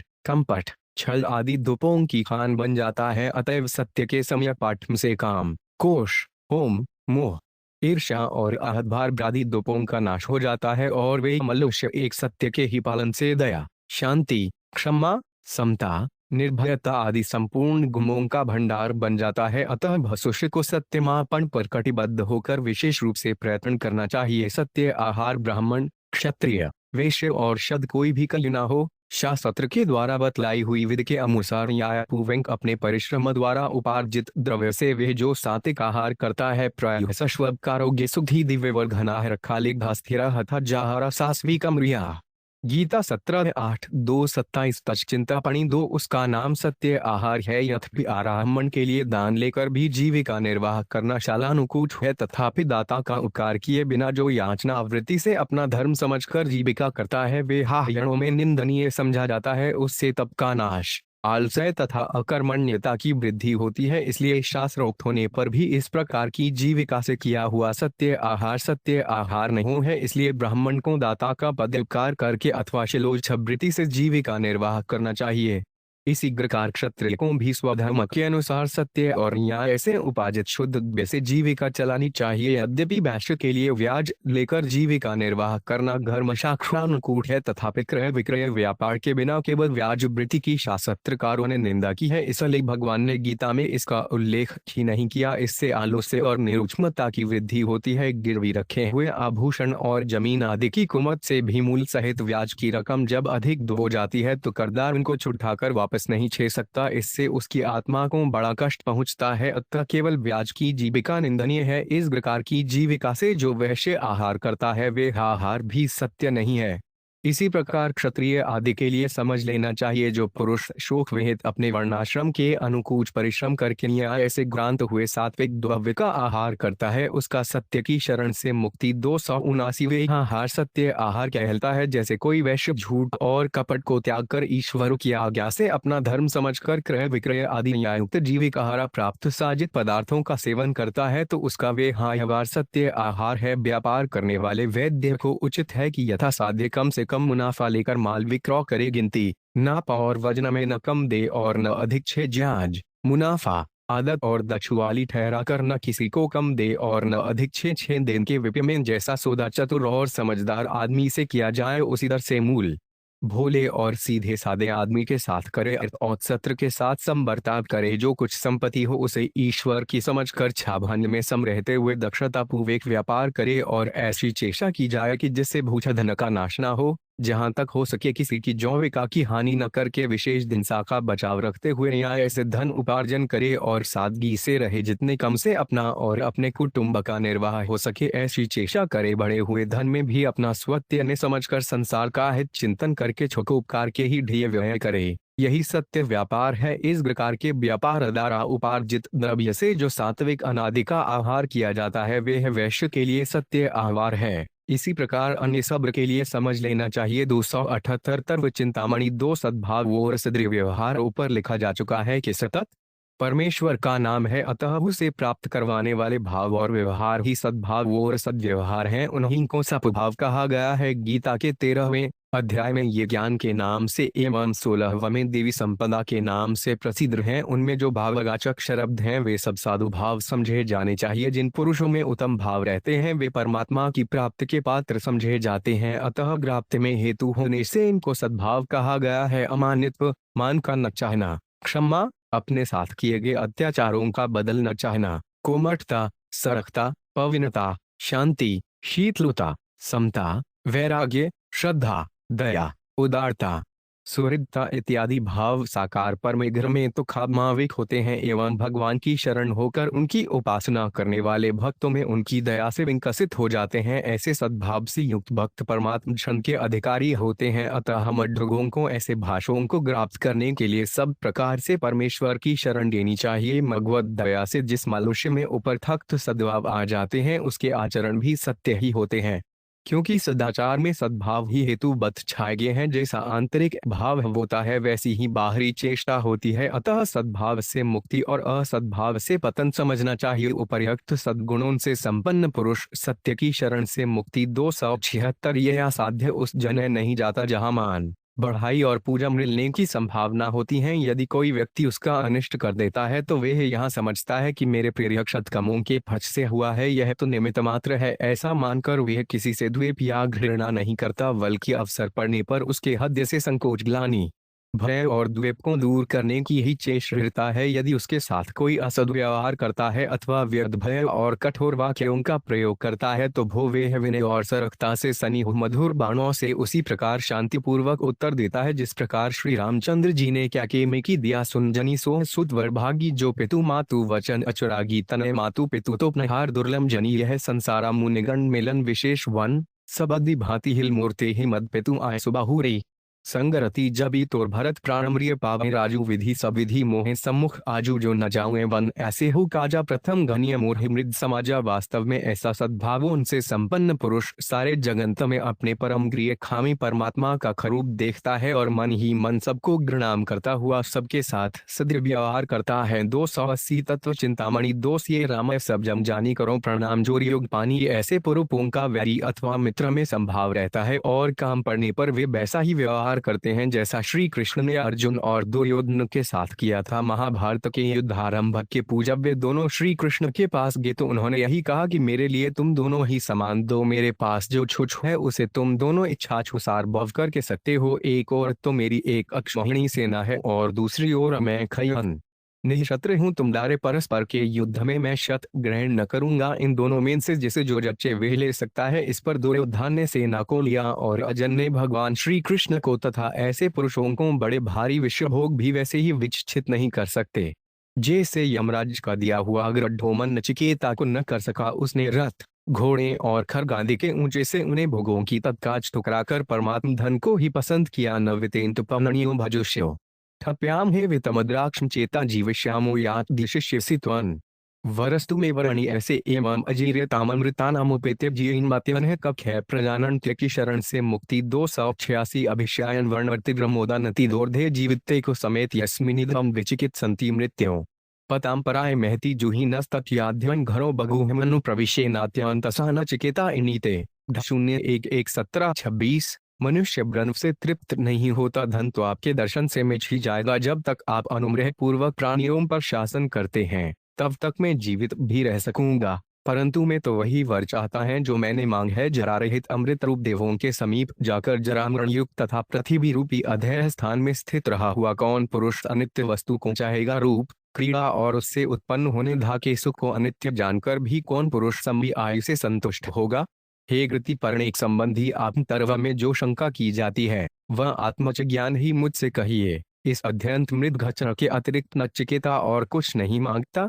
और ऐसे पुरुषों का वेद शास्त्र और महापुरुषों के वचनों में मीटर प्रत्यक्षयत विश्वास होता है जैसे कल्याणकामी सत्यकाम का गुरु वचनों में बड़ा भारी विश्वास था। वह उदाल की सेवा में ब्रह्म ज्ञान के उपदेशार्थ उपहित होता है, उसे गुरु तत्काल आज्ञा दे देते हैं। इथे 400 गाय वन में 6 जाओ पूरी 2282 तंत्र निंतामणि 2 हो जाने पर वापस चच्छे आना। छांदोग्य 08995। कहना नहीं होगा कि अपनी दृढ़ श्रद्धा और गुरुप्रसाद के कारण सत्यकाम वन में ही आत्मज्ञान प्राप्त कर कृतकृत्य हो गया। अत्यंत निष्ठुरता और निर्दयता का व्यवहार करने वाले के साथ भी उत्तम पुरुष उदारता दया और सुहृदता का ही वर्ताव करते हैं। इस संबंध भक्त जय देव कामवी का चरित्र बड़े महत्व का है। एक बार भक्त शिरोमणि अयाचक जय देव को किसी राजा ने अनेक प्रकार से अनुनय विनय करके बहुमूल्य रत्न ग्रंथ दान किए। उस विपुल धनराशि को लेकर जब वे अपने घर को जा रहे थे तो मार्ग में डाकू भाव से मेंट हुई छोस किससे कया नहीं करवा छेता। डाकुओं ने रथ छीन कर बेचारे निहस्प्रिय भक्त के हाथ काट डाले। धनलिप्सा की इतिश्री यही नहीं हो गई, उन्होंने निर्दयता पूर्वक उन्हें पास के किसी जलहीन सूखे कुएं में डांटकर और भी अधिक पाप की पोट छीप बौद्धि दैवयोग से राजा उसी कुएं पर प्यास से व्याकुल होकर आ पहुंचा। ज्यों ढीपानो खींचने के लिए रस्सी अंदर लुढ़काई त्यों ही परिचित सी आवाज सुनने लड़ी। पूछने पर पता चला कि वे कष्टापन व्यक्ति जय देव के सिवा कोई दूसरा न था। राजा ने उसे बाहर निकलवाकर डोहक भरे चकित भाव से पूछा, यह क्या हुआ जयदेव? किस निष्ठुर ने तुम्हारे साथ यह दुभ्यन बहार कर अपनी मौत को याद किया है? अक्त चुप रहा। अनेक बार आग्रह करने पर भी न बोला। सत्य की शरण से मुक्ति 83 राजा का कोई वश न चला। वे उसे अपने राजमहलों में ले जाकर रात दिन उसकी सेवांजुष्टता में तत्पर रहने ठिया। संयोग से वे ही डाकू महरू की ओर आते हुए दिख पड़े। आनंद उच्छ्वास भरे खर में जय देव बोल उठा, राजन आप मुझे धन छीनने के लिए अनेक बार आर्तना किया करते हैं, आज आप इच्छानुसार खुले दिल से मेरे इन मित्रों को दान कर सकते हैं। कहने मर की देरी थी। राजा ने उन भयकंपित डाकुओं को अपने पास घुड़वाया। अपराधी छुटेरों के प्राण कंठकों आने छगेगे परस्पर टकराने लगी। बहुत देर तक आशा आश्वासन पाने के बाद उनका धड़कता हुआ हृदय थमा। साहस करने जो भन में आया वही मांगा। अपने दुष्कृत्यों करा उठा फल पाकर वे अचंभित और हर्षित हुए। साथ में कोतवाल को नियुक्त करके उन्हें सादर बिंदाई दी गई। कोतवाल ने इस अद्भुत रहस्य के जाने के हे उत्सुकता पूर्ण भाव से पृछा, क्यों जी?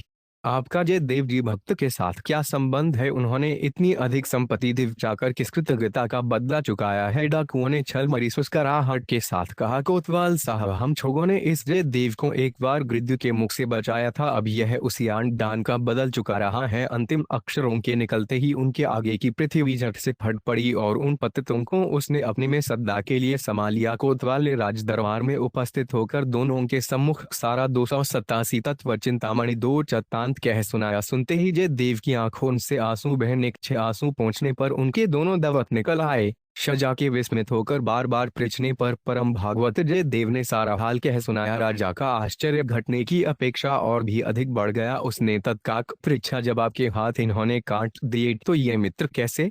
जयदेव, मैंने प्रतिग्रह खोकार न करने की जो प्रतिज्ञा कर रखी थी उसे आपके आम्र तोड़नी पड़ी। उसी प्रतिज्ञा भंग के दंडक रूप मेरे हाय काट कर इन्होंने मुझे उपदेश दिया। इस प्रकार के क्रियात्मक उपदेश द्वारा हित साधन करने वाले लोग मित्र नहीं तो क्या है? राजा, इनको आप में धन कैसे दिलवाया?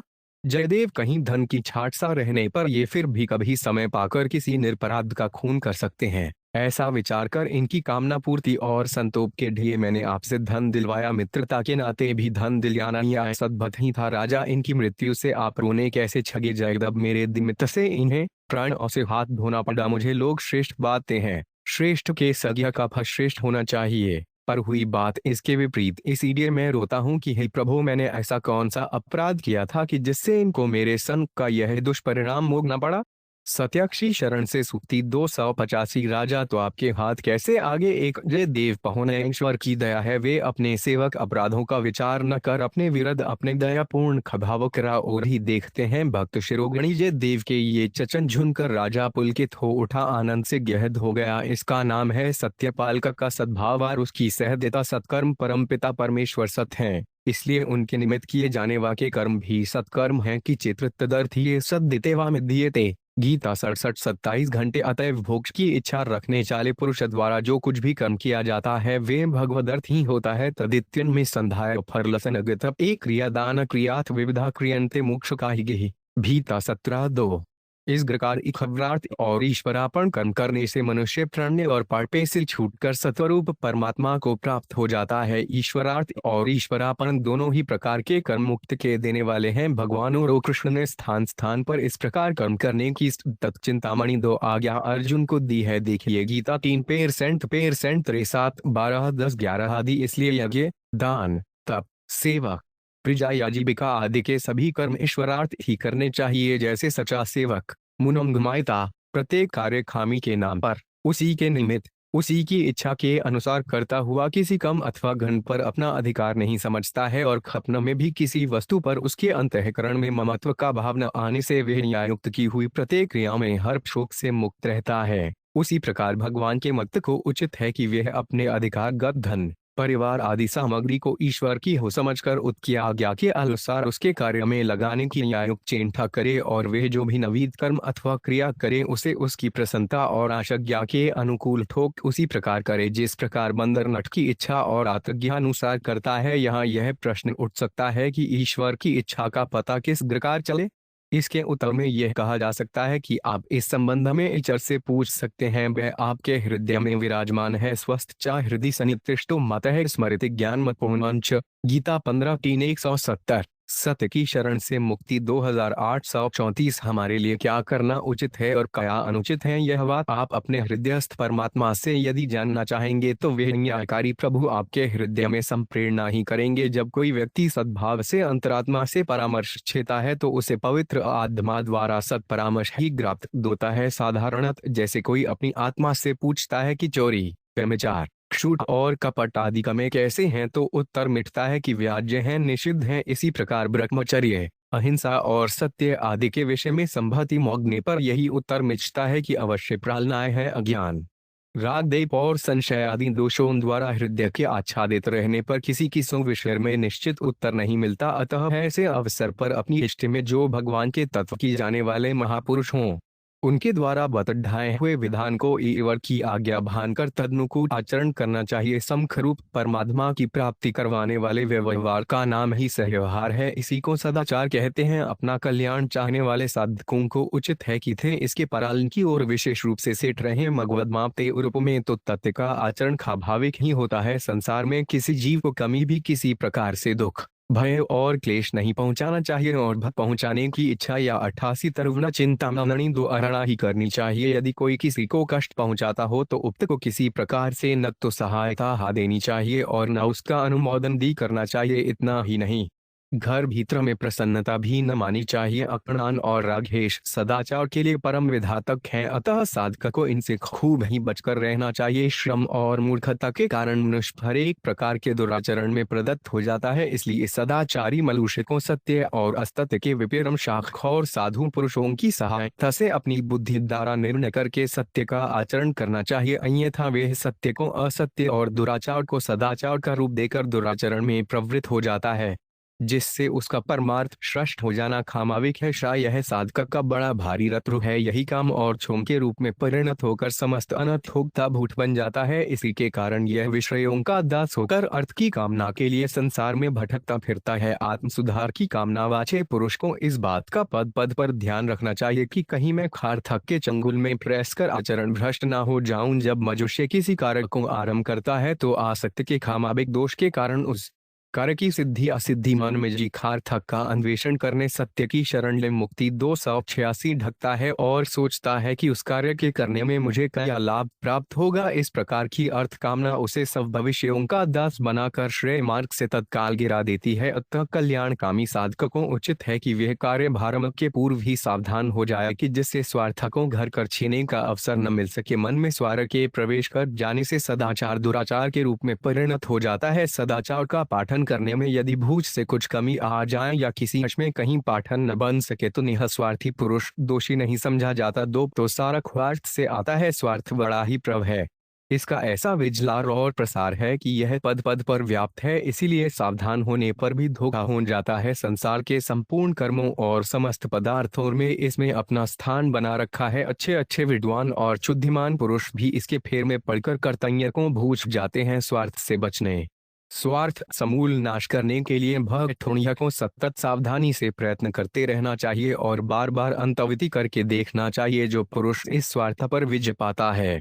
70 प्रकार की कामना और इस परिवाकों व्याग कर विचरता है, वही परम शांति को प्राप्त होता है। विपक्ष शुभ मनुष्यों के न तो आचरणों में दिसमयक जुधार होता है और न उन्हें कमी कहीं शांति ही मिलती है। 16 तत्व चिंतामणि दो द्वेब राग की भांति द्वेब भी मनुष्य का परम शत्रु है। इसी के कारण वह क्रोध के वशीभूत हो कर्तव्य भूलकर विपरीत आचरण करने झुकता है, जिससे उसका सर्वनाश हो जाता है। परंतु यह स्मरण रखना चाहिए कि द्वेष का मूल कारण वास्तव में राग या आसक्ति ही है। इसी राग या आसक्ति से काम, क्रोध, क्षुम, मोह आदि भीषण शजरों का दच उत्पन्न होकर मनुष्य को सदाचार से गिराकर उसकी बुद्धि भ्रष्ट कर देता है, जिससे वह परमार्थ से अरष्ट हो जाता है। इसलिए आसक्ति के त्याग पर विशेष ध्यान रखना चाहिए। आसक्ति रहित पुरुष की प्रत्येक क्रिया अर्थहीन होती है। इससे उसके हर एक आचरण में प्रेम और दया का भाव विकसित हुआ रहता है। किसी भी पदार्थ में राग न रहने के कारण संसार के जितने भौतिक पदार्थ हैं उसके अधीन होते हैं।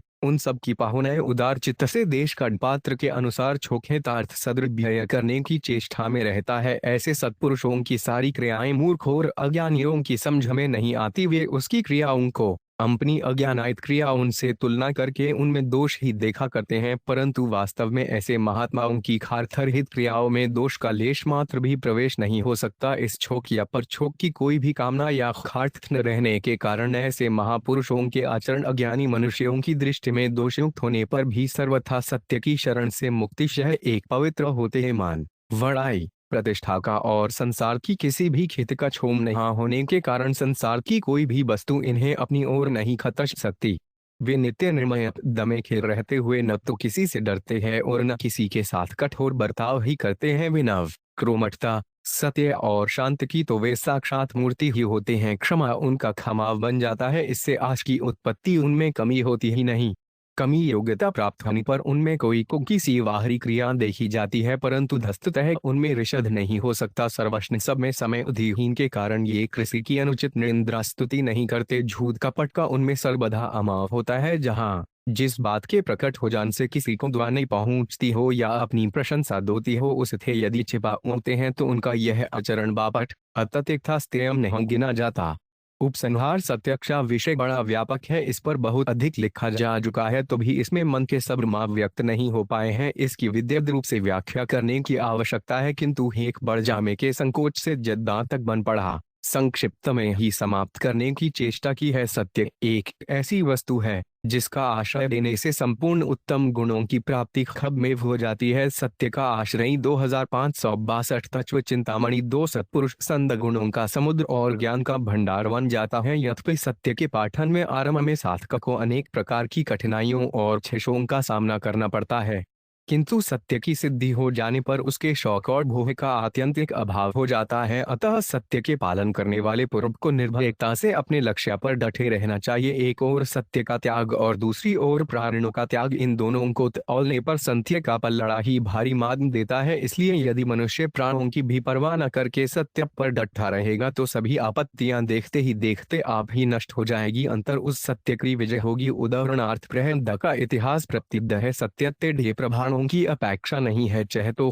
खतः ग्रमाण है। अन्य सत्र प्रमाणों की सिद्धि सत्य पर ही अवलंबित है। सत्य का प्रतिपक्षी सत्य की नष्ट करने के लिए चाहे जितने उपाय करे, सत्य को जरा भी आंच नहीं आती, बल्कि वह जितना ही कसौटी पर कसा जाता है, जितना ही तपाया जाता है, उतना ही वे उज्ज्वल रूप धारण करता रहता है। जो ताड़ना से ताप से मिट जाए वे सत्य ही नहीं है। जो सत्य पाठना का थोड़ा सा भी महत्व समझ गया है, उससे सत्य का त्याग होना कठिन है। फिर जिन्होंने इसके तत्व का सम्यक परिज्ञान प्राप्त कर लिया है, वे कैसे विचलती हो सकते हैं कि वह एक सत्य का तत्व जान लेने पर मनुष्य सब का ज्ञाता बन जाता है, क्योंकि सत्य परमात्मा का खरूप है और परमात्मा के ज्ञान से सबका ज्ञान हो जाना प्रसिद्ध है। अतः सत्य की शरण से मुक्ति 63 मन वाणी और इंद्रियों द्वारा सत्य की शरण लेनी चाहिए। सत्य संपूर्ण संसार में व्याप्त है। अन्वेषण करने पर सर्वत्र सत्य की ही प्रतीति और अनुभूति होने छोगी। जो कुछ मौ प्रतीत होता है, विचार पूर्वक परीक्षा करने से सत्य का भाग होकर एक सत्य विशेष रहता है। संपूर्ण संसार का अस्तित्व सत्य पर टिका हुआ है, इसके बिना किसी भी पदार्थ की सिद्धि नहीं हो सकती। भरदी कोई श्रमवश इसके विपरीत मान छेता है,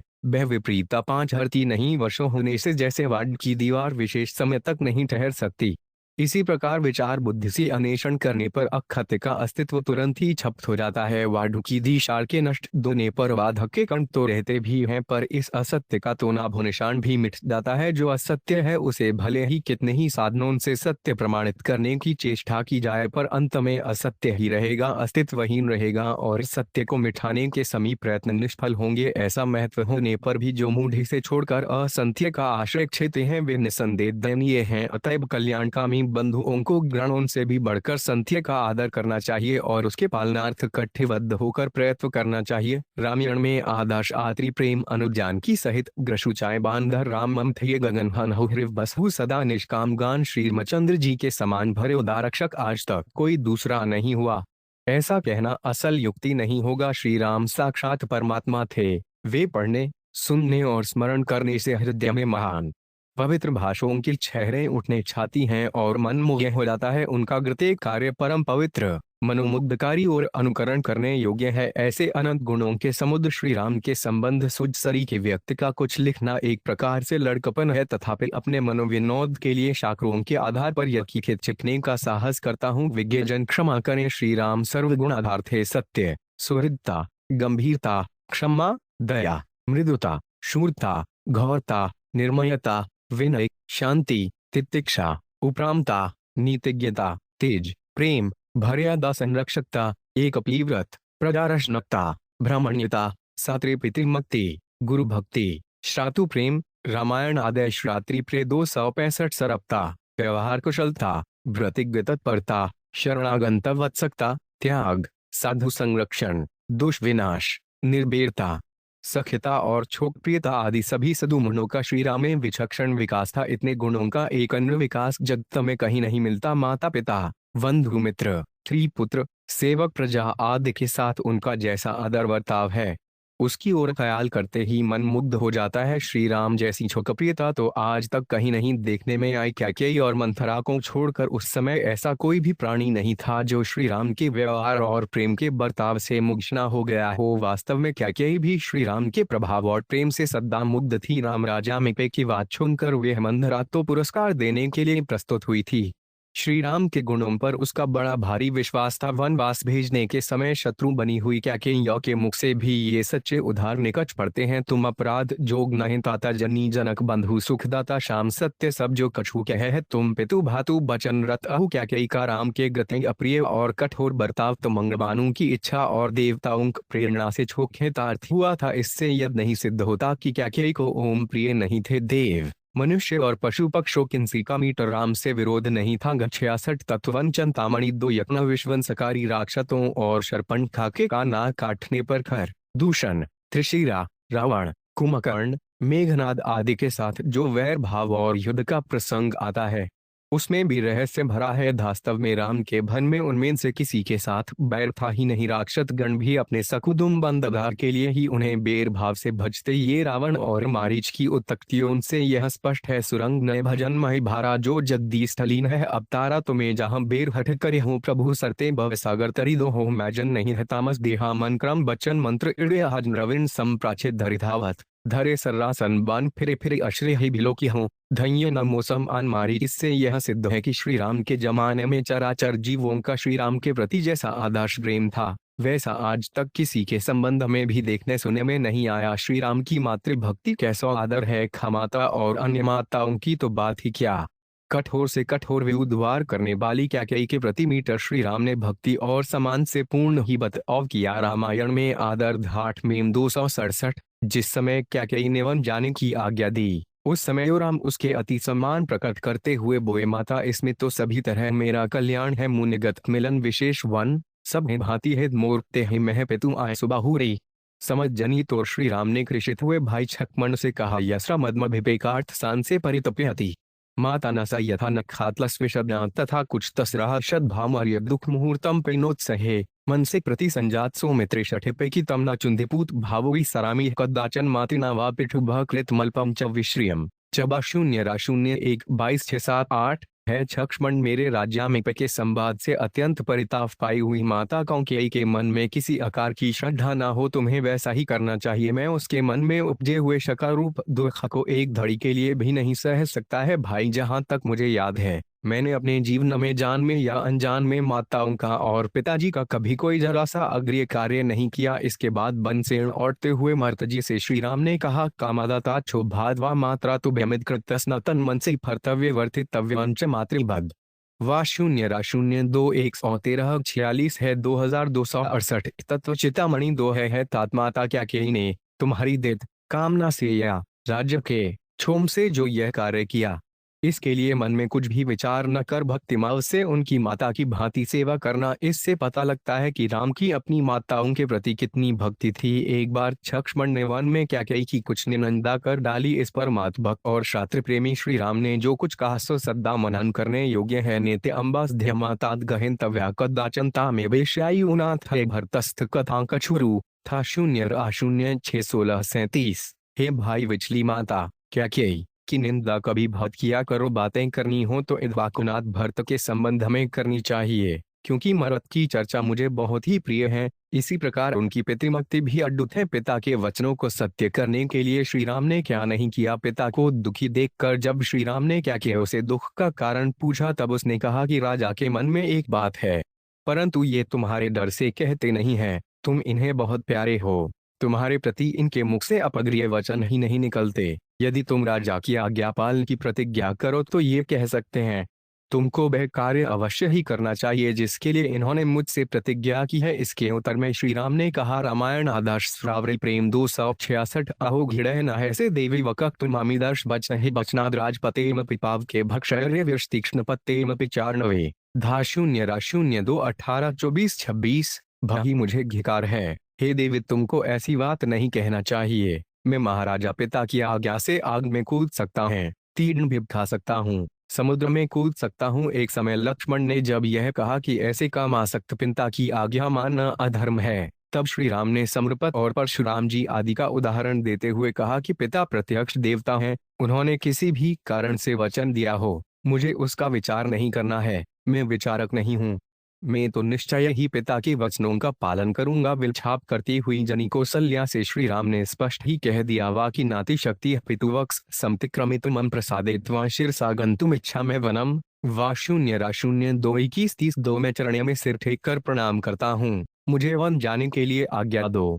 माता पिताजी के वचनों को पिताजी के वचनों को अचने का मुझ में शक्ति नहीं है। 300 तत्व चितामणि 2 और राम का एक पवित्र आदर्श है। पत्नी सवता के प्रति राम का कितना प्रेम था, इसका कुछ दिदशंसीतः हरण के पश्चात श्री राम की दशा देखने से होता है। महान घीर बीर राम बिरहोन्मत्त होकर अभश्रुपूर्ण निजरों से कदम्ब बे अशोक आदि वृक्षों से और हरणों से सीता का पता पूछते हैं। यहाँ भगवान श्री राम ने अपने थे यथा मां धनते तानसाएव सजा महस के वचनों को मानो चरितार्थ कर दिया है। वे विद्या करते हैं, प्रजप करते हैं, पागलक्षी भांति ज्ञान सत्य से हो जाते हैं, मूर्छित हो पड़ते हैं और हासीते पुकार उठते हैं। श्री राम का सख्य प्रेम भी आदर्श है। सुग्रीव के साथ मित्रता होने पर आप मित्र के लक्षण बतलते हैं। जे न मित्र दुख हो दुखारी तिन्ह बेदोकत पातक भारी निज दुख गिरिसम रज करी जाना। मित्र के दुख रज भेरु समाना देत लेट मन संक न घर ही बहु अनुमान सदा द्वित कर ही विप्त काल कर सत शून्य हास्ती कह सत्य मित्र गुने हा। फिर उसे आश्वासन देते हुए कहते हैं, सखा सोच त्यामहु बल गोरे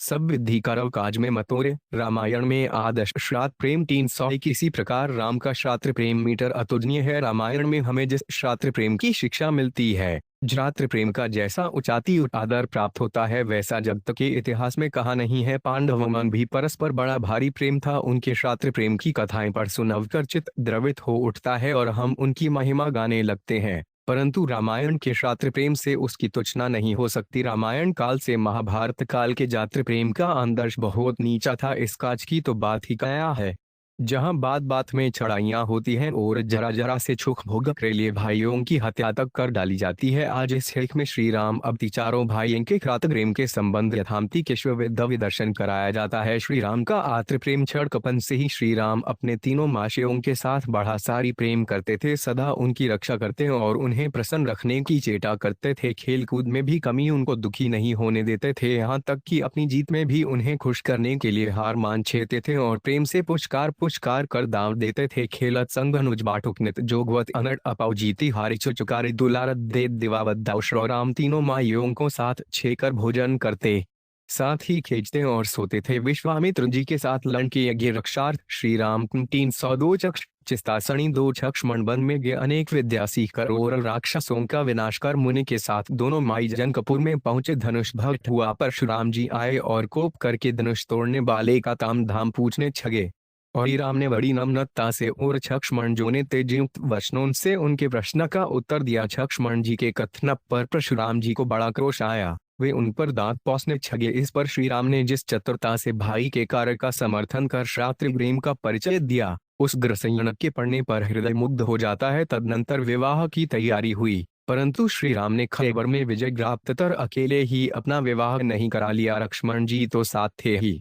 भरत धनुष्ण को बुझाकर सबका विवाह भी साथ ही करवाया। विवाह के अनंतर अयोध्या लौटकर चारों भाई प्रेम पूर्वक रहने छगे और अपने आचरणों से सबको मोहित करने छगे। कुछ समय बाद भरतन शत्रुघ्न ने दालू चले गए। पीछे से राजा दशरथ ने सुनी वशिष्ठ की आज्ञा और प्रजा की सम्मति से श्री राम के अति झाधरा राज्याभिषेक का निश्चय किया। चारों ओर मंगज बधाइयां बेंटने छुगी और राज्याभिषेक की तैयारी की जाने लगी। वशिष्ठ जी ने आकर श्री राम को यह हर्ष संवाद सुनाया। राज्याभिषेक की बात सुनकर कौन प्रसन्न नहीं होता, परंतु श्री राम प्रसन्न नहीं हुए। वे पश्चाताप करते हुए कहने लगे, अहो यह रामायण में आदर्श आत्म 303 कैसी बात है। जन्मे साथ, खाना पाना सोना खेलना साथ हुआ, कर्णवेद जने और विवाह मां चारों के एक साथ हुए, फिर यह राज्य ही मुझ अकेले को क्यों मिटना चाहिए। हमारे निर्मल कुश में यही एक प्रथा अनुचित है कि छोटे भाइयों को छोड़कर अकेले बड़े को ही राजगद्दी मिलती है। जन में एक संग सब भोजन शयन कठेली हरिकाई करना वेद उबीत विवाह सिग संग सब भयोठ उछाह विमरु व्यांस। यह अनुचित एका अनुज बिहाई बड़े अभिषेका श्री राम को अके के राव्य स्वीकार करने में बड़ा अनुचित प्रतीत हुआ, मन की असनता से नहीं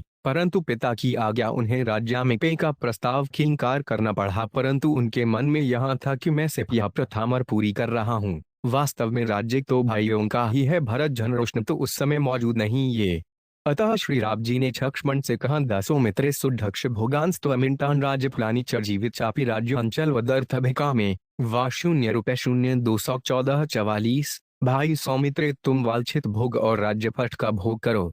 मेरा यह जीवन और राज्य तुम्हारे ही ढेर है। 904 तत्व चिंतामणि 2। इसके बाद ही इस लीछा नाटक का पट परिवर्तन हो गया। माता क्या क्या एक ही कामना के अर्णमार राज्याभिषेक वनगमन के रूप में परिणत हो गया। प्रातः लगते समय जब श्री राम पिता दशरथ की सम्मति से झुमंत के द्वारा कैकेयी के महलों में उछाए गए और जब उन्हें कैकेयी के वरदान की बात मालूम हुई तब उन्होंने बड़ी प्रसन्नता प्रकट की। वे कहने लगे कि भाता, इसमें बात ही कौन सी है। मुझे तो केवल एक ही बात का दुख है कि महाराज ने भरत के अभिषेक के लिए मुझसे ही क्यों नहीं कहा। गच्छाहन्तु चैवानी तो दूतः शीघ्र द्वे भरत मातुलकुलाद्वेव निपस्नास्नाद दंड कारण यमेशो 5 गच्छामि हुए सत्वर अविचाय पितुर्वाक्य समावस्तु चतुर्दमनश या 0-0-3-18-10-61। महाराज की आज्ञा से धृतगण अभी तेज घोड़ों पर सवार हो कर सामाजी के यहाँ भाई भरत को लाने के लिए जाए। मैं पिताजी के वचन सत्य करने के छिए बिना छुछ विचार किए 14 चर्षों के लिए दंड कारण ये जाता हूँ। गण प्रिय माई भरत का राज्याभिषेक हो, इससे अधिक ग्रसजता मेरे चाहिए और क्या होगी। विधाता आज सब तरह से मेरे अनुकूल है। भरत आंश प्रिय पावे राजू विधि सब विधि मोहि सन्मुख आजू जो न जाने बन ऐसे काजा अथम घनिय भोहि मसूह समाजा। रामायण में आदर्श श्रात्री प्रेम 305 धन्य है यह त्याग आदि से अंत तक कहीं भी राज्य लिप्सा का नाम नहीं और भाइयों के लिए सर्वदा सर्वत्याग करने को तैयार। इस असनजन से हमें यह शिक्षा आहरण करनी चाहिए कि छोटे भाइयों को छोड़कर राज्य धन या सुख को अकेले कमी ग्रहण नहीं करना चाहिए। योग्यतावश कहीं ग्रहण करना ही पड़े तो उसमें भाइयों का अपने से अधिक अधिकार समझना चाहिए, बल्कि यह मानना चाहिए कि उन्हीं भोगों के लिए मैं इसे आहरण करता हूँ और यदि ऐसा मौका आ जाए कि जब भाइयों को राज्य धन सुख मिलता हो और इसलिए अपने को त्याग करना पड़े तो बहुत ही प्रसन्न होना चाहिए। अस्तु। इसके बाद श्री राम माता कौशल्या और पत्नी सीता से विदा मांगने गए। श्री राम ने भरत तथा कैकेयी के प्रति कोई भी अपराध या विद्वेष मूलक शब्द नहीं कहा, बल्कि सीता से आपने कहा, वंदितव्यास्ते नित्य यशेषा मम मातर स्नेह प्रणय संभोगे समाहि मम भावरहा हरिपुत समी चापि दृश्यो च विशेषतः तब्वैरार्थ शब्राणे विसर्ग न प्रियतन्नो ओम चा 0-0-2-26-32-33। परि अन्य माताओं को भी नित्य प्रणाम करना, क्योंकि मुझ पर स्नेह करने में और मेरा छाड़ प्यार तथा पाठन पोषण करने में मेरी सभी माताएं समान हैं। साथ है भी तुम भरत शत्रुघ्न को 4-4306 जश्व चिंतामणि 2 भी अपने भाई और ब्रेक समान या उनसे भी विशेष समझना, क्योंकि वे दोनों मुझे प्राणों से भी अधिक प्यारे हैं। यहाँ विशोपामरहन और प्रेम के कारण सीता जी को मीटर साथ चलने की अनुमति श्री राम की देनी पड़ी। तब लक्ष्मण जी ने भी साथ चलना चाहा। श्री राम ऐसे तो पुरुष थे ही नहीं जो अपने आराम के लिए रुक्मण से कहते या उसे उभारते कि ऐसे अन्याय राज्य में रहकर क्या करोगे, तुम भी साथ चलो। उन्होंने रुक्मण को घर रहने के लिए बहुत समझाया, अनेक युक्तियों से यह चेष्ट की कि किसी तरह लक्ष्मण अयोध्या में रहे जिससे राज्य परिवार की सेवा संभाल हो सके और रुक्मण को घन के कष्ट न भोगने पड़े। परंतु जब लक्ष्मण ने किसी तरह नहीं माना तब उसको दुख पहुंचाने के लिए श्री राम ने साथ ले जाना स्वीकार किया। श्री राम छोटे भाई लक्ष्मण और सीता सहित वन को चढ़े गए। वन में लक्ष्मण जी श्री राम सीता की हर तरह सेवा करते हैं और श्री राम भी वही कहते और करते हैं जिससे श्री सीता जी और भाई लक्ष्मण सुखी हों। से लपन जे ही विधि सुख लही सो रघुनाथ कर सो कहीं जुग वही प्रश्न से अनुज कैसे पलक विलोचन गोलक। जैसे इससे यह सीखना चाहिए कि अपनी सेवा करने बाछे छोटे माई और पत्नों जैसे सुख पहुँचे वैसे ही कार्य करने चाहिए। रामायण में आदर्श श्राट प्रेम 307 तथा उनकी वैसे ही रक्षा करनी चाहिए जिनसे पलकों आंखों की करती हैं। भरत के सैन्य वन में आने का समाचार प्राप्त कर जब और राम प्रेम के कारण लक्ष्मण जी क्षुब्ध होकर भरत के प्रति न कहने योग्य शब्द कह बैठे, तब श्री राम ने भरत की प्रशंसा करते हुए कहा, भाई भरत को भारने की बात तुम क्यों कहते हो? मुझे अपने बांधवों के नाश करने से प्राप्त होने वाला धन नहीं चाहिए, वे तो विपयुक्त अन्न के समान है। धर्म अर्थ काम थे चापे लक्ष्मण इच्छा में भवतामर्ते तिश्रणु में ते आतीर्णा संग्रहार्थ च सुखार्थ चापे लक्ष्मण राज्यम पहम इच्छा में सत्येना युगमाल भे यहिना भरता उन्त्वा च शत्रुप वापे मानद अवेनमम सुरस्किम विक्रस्तत् कुरुता शिखी मनवेदे वमाग तो ज्योध्या भरतो 8 वत्सल। मम प्राणे प्रियतरः कुरुद्मे नुसरन् धृत्वा प्रताजिता उन्माहि जदा बजकलु घारण न जानक्या सहित वीर त्वया च पुरुषोत्तम स्नेहेनारि आंतहुद्य शोभेनाकुलितेन्द्रिय दिष्टमम याक्तो भर्तो नान्यथाक्तय क्षण तत्व विन्वामणि दो अम्बा चके कई ऋषि मर्तश्रा प्रियन वदन ग्रसाव पितर श्रीमान राज्य में दातुमागतय वा शून्य रा शून्य 2 67 5 6 एवं 8 से 12 9। हे लक्ष्मण, में सत्य और आयुध की शपथ करके कहता हूँ कि मैं धर्म, अर्थ, काम और सारी पृथ्वी तथा और जो कुछ चाहता हूँ वह सब तुम्हें छुगों के लिए। हे लक्ष्मण, मैं भाइयों की भोग्य सामग्री और छुप के लिए ही राज्य चाहता हूँ। है माने देने वाले भाई लक्ष्मण भरत, तुम और शरत्रुघ्न को छोड़कर यदि मुझे कोई छुक होता हो तो उसमें आग भुग जाए। हे पुरुष श्रेष्ठ वीर लक्ष्मण, में तो समझता हूँ मेरे प्राण प्यारे शास्त्री वत्सल भाई भरत ने जब अयोध्या में आकर ये अजमा होगा कि मैं जटा चीर धारण कर तुम्हारे और जानकी के साथ वन में चला गया हूँ, तब वे कुल उद्धम को स्मरण करके अति स्नेह और शोक के कारण व्याकुल तथा कातर होकर अग्रिय वचनों से माता कैकेयी को अप्रसन्न और पिता दशरथ जी को प्रसन्न करता हुआ हम लोगों के दर्शन के लिए तथा मुझे लौटाकर राज्य देने के लिए भा रहा है। वे मन से भी कभी विपरीत आचरण नहीं कर सकता। यदि तुम्हें राज्य की इच्छा हो तो मैं मरद से कहकर दिलवा दूंगा। तुम भरत के संबंध धर्म भूज समन रहे हो, माई भरत को कमी राज्य मद नहीं हो सकता। सुनो लपन भूल भरत सरीखा विधि अपंच मह सुना नदी खा रामायण में आदर्श शरणार्थ प्रेम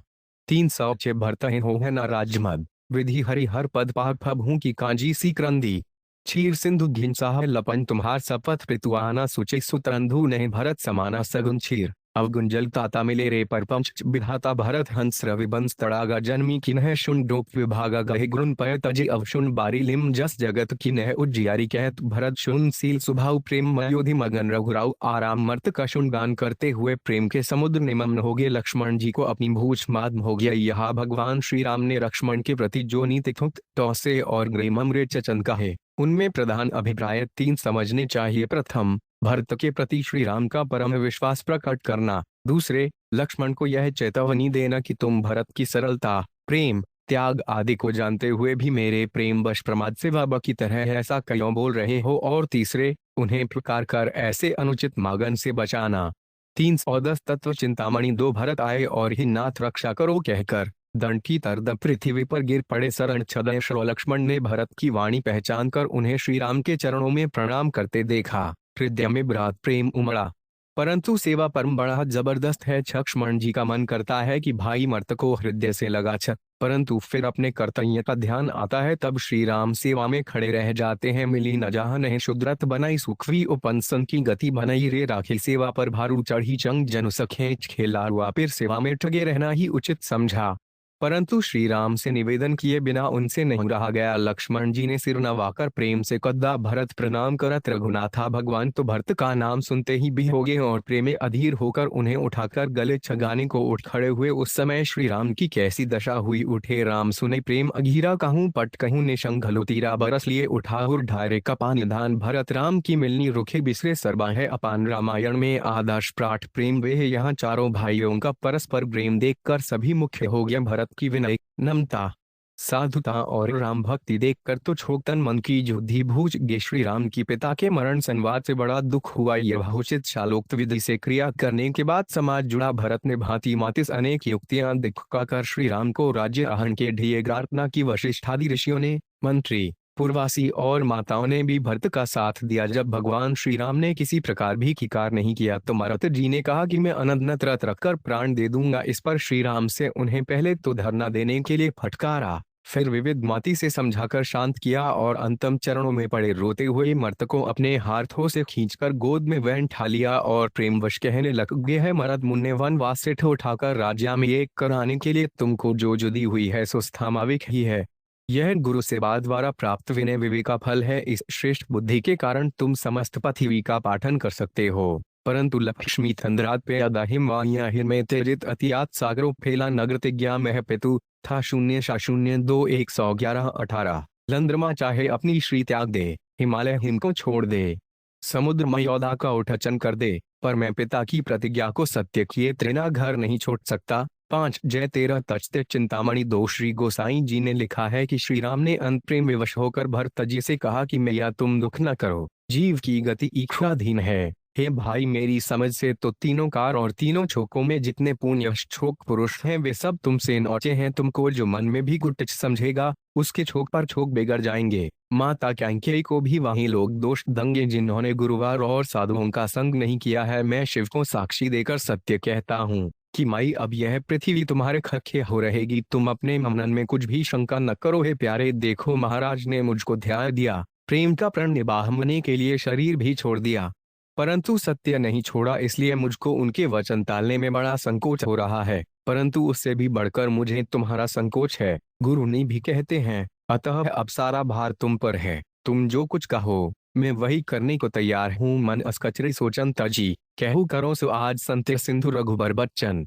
सुनी भा सुखी समाज, सोच छोड़कर प्रसन्न मन से आज तुम जो कुछ कह दोगे वही करने को तैयार हूँ। यानी मुझे सत्य बहुत प्यारा है, परंतु सब हो ए बढ़कर तुम प्यारे हो। तुम्हारे लिए सब कुछ कर सकता हूँ, इससे अधिक बात प्रेम और क्या होगा। जिस रामायण में आदर्श प्रात्री प्रेम 313 सत्य के लिए पिता माता की परवाह नहीं की, आज अनायास वही सत्य छोटाने के लिए आए हुए भाई भरत के प्रेम पर छोड़ दिया गया। भरत जी भी तो श्री राम के ही भाई थे। उन्होंने बड़े भाई और राम का अपने ऊपर इतना प्रेम देखकर उन्हें संकोच में डालना नहीं चाहा और बोले कि जो सेवक साहेब संकोची निज हित चाहे सुमति पोची। जो दास अपने मालिकों संकोच में डालकर अपना कल्याण चाहता है उसकी बुद्धि वही ही नीच है। मैं तो आपके राजतिलक के लिए सामग्री छाया था, परंतु अप्रभु प्रसन्न मन संकोच तजी।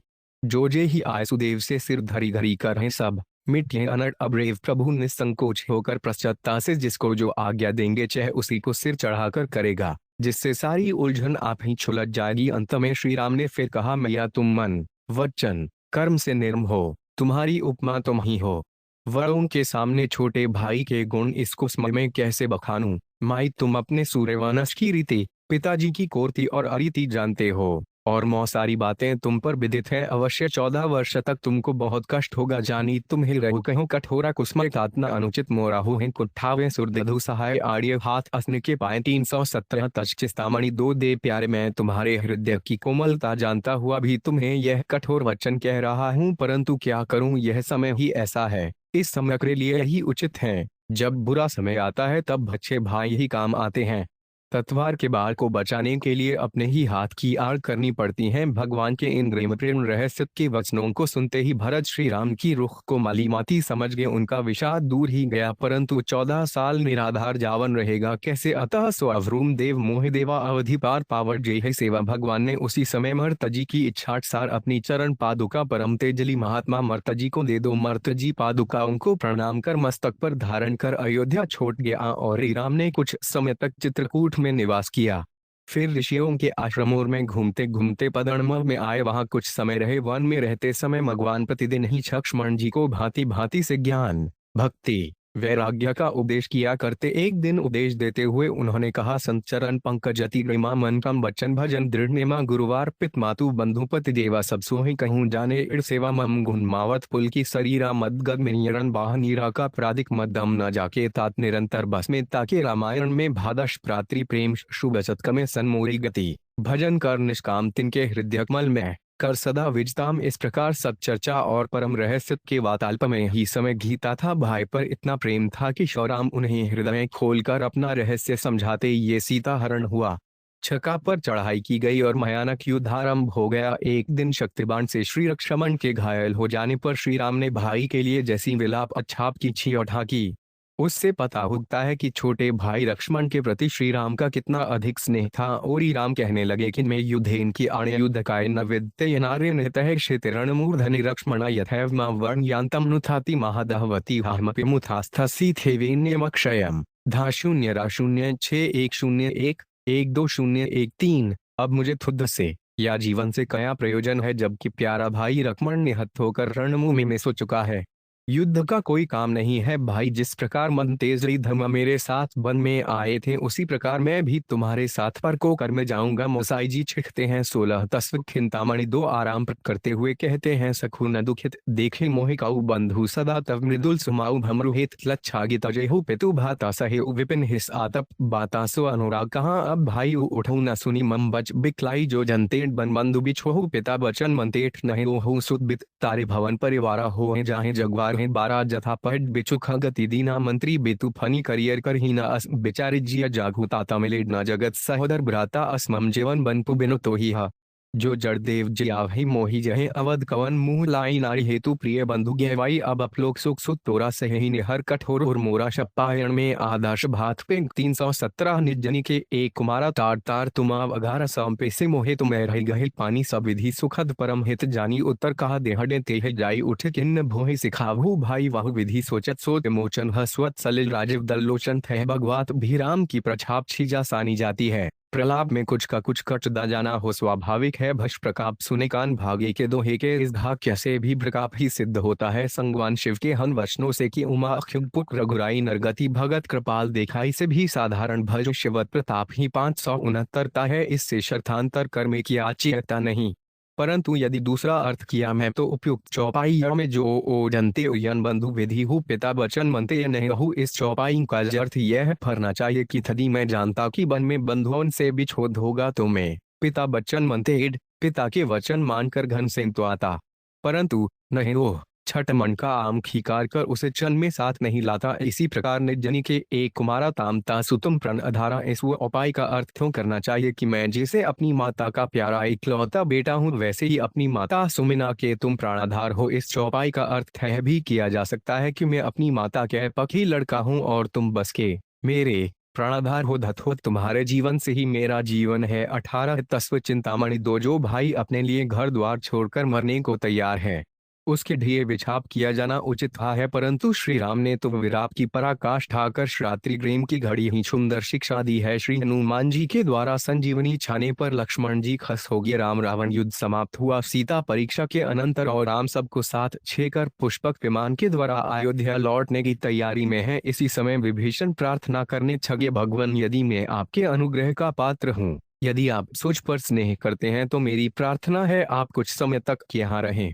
लक्ष्मण और सीता सहित आपकी मैं पूजा करना चाहता हूँ। आप अपनी सेना तथा मित्रों सहित घर पंधार कर उसको पवित्र करें और यथेष्टविध सत्कार स्वीकार करें। मैं आपके प्रति आज्ञा नहीं कर रहा हूँ, परंतु स्नेह सम्मान और मित्रता के कारण एक सेवा की भांति आपको प्रसन्न करने की अमिषा रखता हूँ। वा0 रा0 6 1251 12-15 विनय का क्या ही सुंदर सीखने योग्य तरीका है। श्री राम ने उत्तर में कहा न खस्वेतन को ते वचन राक्षसेश्वर ते तु भ्या आतर दिन मरत वर्ते मने मान वर्तयतु युज सो वित्रकृत मुपाक तह शिर साथाच तो यस्थ वचन नौंत मया। 4 रा0 61 111 14-11 रामायण में आदुष प्रात्री प्रेम 316 है। राक्षसेश्वर मैं इस समय तुम्हारी बात नहीं मान सकता। मेरा मन भाई भरत से मिलने के लिए छटपटा रहा है, जिसने चिंतपूर तक आकर मुझे छोड़ाने के लिए विनीत प्रार्थना की थी और मैंने उसको स्वीकार नहीं किया था। मित्रवर तुम मेरी इस प्रार्थना पर दुख न करना। तोर को उस गृह मोर सब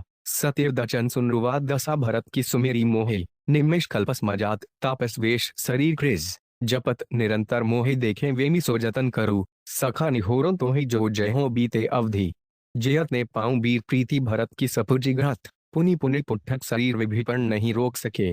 विमान पर सवार होकर घड़े भगवान ने अपने आने का संवाद हनुमान के द्वारा भरतजा के पास पहले से ही भेजकर उन्हें सुख पहुंचाया। तदनंतर अनंत शक्ति भगवान श्री राम अयोध्या पहुंचकर क्षण में जिछा से ही सत्र से मिल लिए। अमातोर सब छोग निहारी कौतुक फीन है झंपाडू खरारी अग्नित्रु प्रगटे ते काला जथा जोग्य मिली सब ही कृपाल कृपा दृष्टि सद लोग वी लोकी के सकट नर नारिल पे सोझी उनमें सब ही मिछठे भगवाना उसमम यह काहू न जाना। भरत के साथ भगवान का मिलन तो अपूरे आनंदमय है। फिर से मिटकार उनका विरह दुख नष्ट किया। राजतिल की 340 सतवन चिंतामणि 2 तैयारी हुई। स्थान मार्जन होने छगा। श्री राम भी माइयों की वात्सल्य भाव से सेवा करने ठंगे भरतजी छुलाए गए। श्री राम ने अपने हाथों से उनकी जटा झुलझाई। तदनंतर तीनों प्राण गृह भाइयों को श्री राम ने स्वयं अपने हाथ से मड्ढू कर नहलाया। भरत लक्ष्मण शनुप्न पिंतृतुल्य भ्रीराम के इस वात्सल्य भाव से मुग्ध हो गए। पुण्य करना निधमि रथकारे नजकर राम जठा निरुवारे अनयवाय प्रटतीने भाव मगत बछल कृपाछु रघुराई भरत भाग्य ग्रह कोमलताई शेष कीटी सत सखे नगाई। शिव जी कहते हैं कि भरत जी आदि माइयों के भाग्य और ग्रहों की कोमलता का बखान 100 करोड़ शेष जी भी वही कर सकते। धयेश रात्रि प्रेम भगवान श्री राम तीनों भाइयों से सेवित होकर राज्य करने ठूंगे। राम राज्य की महिमा कौन गा सकता है। भगवान समय समय पर अपनी गिरजा को इकट्ठा कर उन्हें विविध भांति से छोक परलोक में उन्नति और कल्याण के साधनों के संबंध में शिक्षा देते हैं। ऐसा न्याय और दयापूर्ण शासन, सुंदर बर्ताव, प्रेमाव, लोक पर छोक्र में सुख पहुंचाने वाली तथा मुक्तिदायिनी शिक्षा, सब प्रकार के सुख राम राज्य के अतिरिक्त अब तक अन्य किसी भी राज्य में कमी देखे, सुने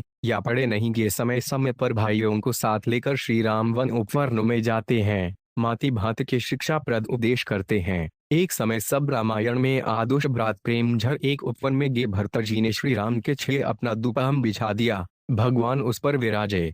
तदनंतर श्री हनुमान जी के द्वारा भरत जी के प्रश्न करने पर श्री राम ने संत असंत के क्षण बतर छाते हुए अंत में बड़ा ही सुंदर उपदेश दिया। पर हित सरिस धर ने भाई पर पीड़ा सम नहीं अदमाई निर्णय सकल पुराण वेद कर कहूँ तात जाने को दिद्वर न शरीर धरिजे पर पीड़ा कर हिते सह महाभव भीरा कराहे में वस भर अपना न खारथ रथ पर लोक नसाना काल रूप नह कह में आता सुमर वसुम कर्म फटदाता अस्विचार जे परम सयाने भजे मोहि संस्कृति हो जाने त्यागाद कर्म शुभाशुभदायक भजे सोहि सुर नर सुनिनाया। कैसा सुंदर सबके ग्रहण करने योग्य उपदेश है। ऐसे बड़े भाई अनंत पुण्य बट से ही प्राप्त होते हैं। आगे चलकर वनासुर को मारने के लिए शत्रुघ्न के कहने पर श्री रामम ने उन्हें रणराज्य में भेजना खीकार कर कहा कि वहां का राज्य तुम्हें भोगना पड़ेगा, मेरी आज्ञा का प्रतिवाद न करना।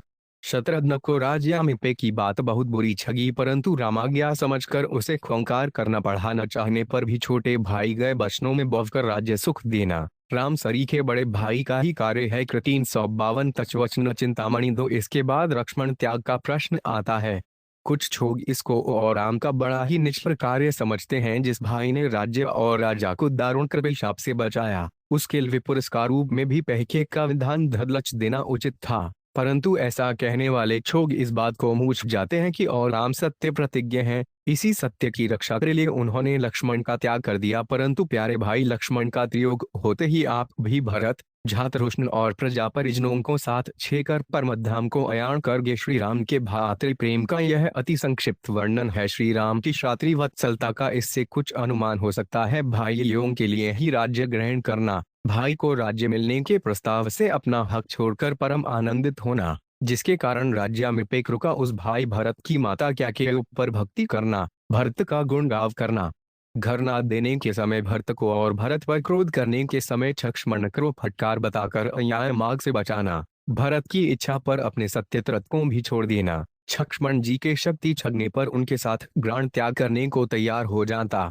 समय समय पर सदुपदेश देना, खार्थ छोड़कर सब पर संभाव से पूर्ण प्रेम करना और च्वनासुर पर आक्रमण के समय जबरदस्ती राज्याभिषेक के लिए शत्रुघ्न से खिकार कराना आदि और राम के आदर्श शाठ प्रेम पूर्ण कार्यों से हम सबको यथा योग्य शिक्षा अहन करनी चाहिए। रामायण में आदर्शाधराठ प्रेम 3453 श्रीमृत का आद प्रेस से राम अम्पयु पूरन होत जन्म ने भरत को भुनि मन अगम जम नियम सम दम विपम तत् आचरत को दुखदा दारिदम दूपन सुजस मिस अपहरत को कलिकाल तुलसी से सठन ही हठे राम संजुख करत को भरतनी की अपार महिमा है। रामायण में भरत जी का ही एक ऐसा उज्जड चरित्र है जिसमें कहीं कुछ मीटर दूप नहीं दिख पड़ता। भरत जी धर्मत्र ज्ञाता, नीतिज, त्यागी, सहुने से युक्त, संयमी, सदाचारी, प्रेम और विनय की मूर्ति, श्रद्धामति संपन्न और बड़े चुद्धिमान थे। वैराग्य, सत्य, तप, क्षमा, तितिक्षा, दया, वात्सल्य, धीरता, शांति, सरखता, गंभीरता, सौम्यता, समता, मधुरता, अमान्यता, मुहरिदता और खाम्य सेवा आदि गुणों का इनमें विलक्षण विकास था। आप प्रेम की तो आप मानो सजीव मूर्ति। ये श्री राम चनवास अच्छा ही हुआ जिससे भरत जी का उच्च प्रेम माव जगत में प्रकट दो गया। राम वियोग न होता तो विश्व को इस भतुर प्रेम की सुधा धारा में अवगाहन करने का छू अवसर शायद ही मिलता। का प्रेम अभी संदर्भित है। भरत पयोधि गंभीर भय ग्रगदे सुर साधु हित कंपा सिंधु रघुबीर पाम्भीर समुद्र रूप भरत जी की अपने बननवास रूपी मंदरा चटपव से सयकर शप्पाए शिवरुनाय जी ने झुरसन टंके हिला प्रेम कूपी अमृत को प्रकट किया है।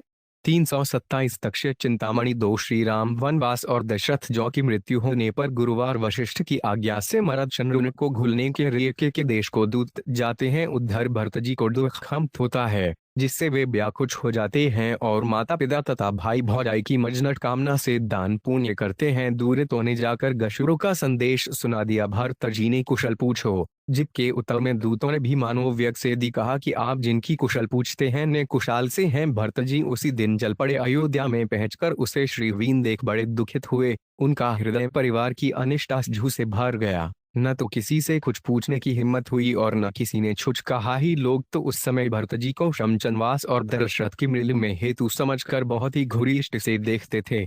अतः उनसे कोई अच्छी तरह बोलता ही कैसे। आगे चलकर गिरिजा ने साफ कहा है, मिथ्या प्रवाजितो राम सभाए सह लक्ष्मण है भरते स निबद्धा स सोने के पशुओं यथा वा शून्य रा शून्य 248 अंगूठा बहाना करके क्या किया उन्हें श्री राम को सीता लक्ष्मण सहित वन में भेज दिया है। अब हम छोंग उसी प्रकार भरत के अधीन हैं।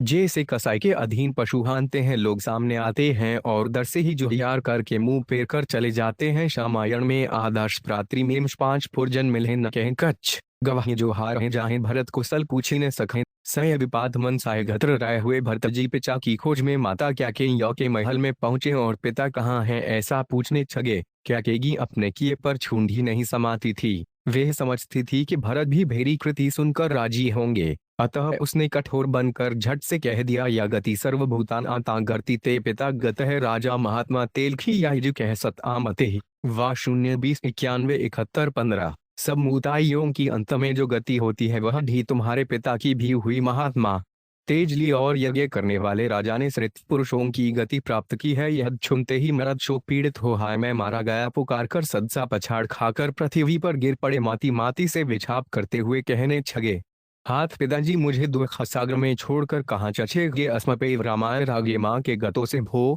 अध्यात् सरा 0 3 7 67 है पिता मुझे राजा राम के हाथों में सौंपे विनादी आप कहाँ चढ़ेगे। क्या कई ने विछाप करते हुए भरत को उठाकर उसके आंसू पीछे और कहा कि बेटा धीरज रखो, मैंने तुम दारिश 6 तत्व चिस्तामणि 2 ढे सब काम बना रखा है। समाथरत ही भक्ते पर पंपादित मया रा 0 2 7 68 पलतु भरत जी का रोना बंद नहीं हुआ। उन्होंने कहा, यो भे आदत पिता बंचुर्यत दासेन से समतः तस भाषी ग्रमाख्यादिरामस्य अक्लेशरक्मण पिता ही भवती ज्येष्ठोपमिमायस्त जानतः तस्य पादों ग्रहीष्यामि सहिदानी गतिमम धर्मवेदमनशीलत महाभागो बत्तः आरे की मत्रवेद राजा पिता में सत्य विक्रम है पश्चिम साधु संदेश मिच्छामि श्रोतमात्मनता 0 2 72 69 है। तो मुझे शीघ्र बता कि सरल आचरण और खभाव बाचे मेरे पिता तुल्य बड़े भाई वे श्री धुनाथ जी कहाँ हैं, जिनका मैं प्रियदास हूँ। मैं उनके चरण वंदन करूंगा, क्योंकि अब वे ही मेरे अवरूम हैं। आर्य धर्म के जाने वाले छो बड़े भाई को पिता के सदृश समझते हैं। माता यह भी बत्तज की धर्मज्ञ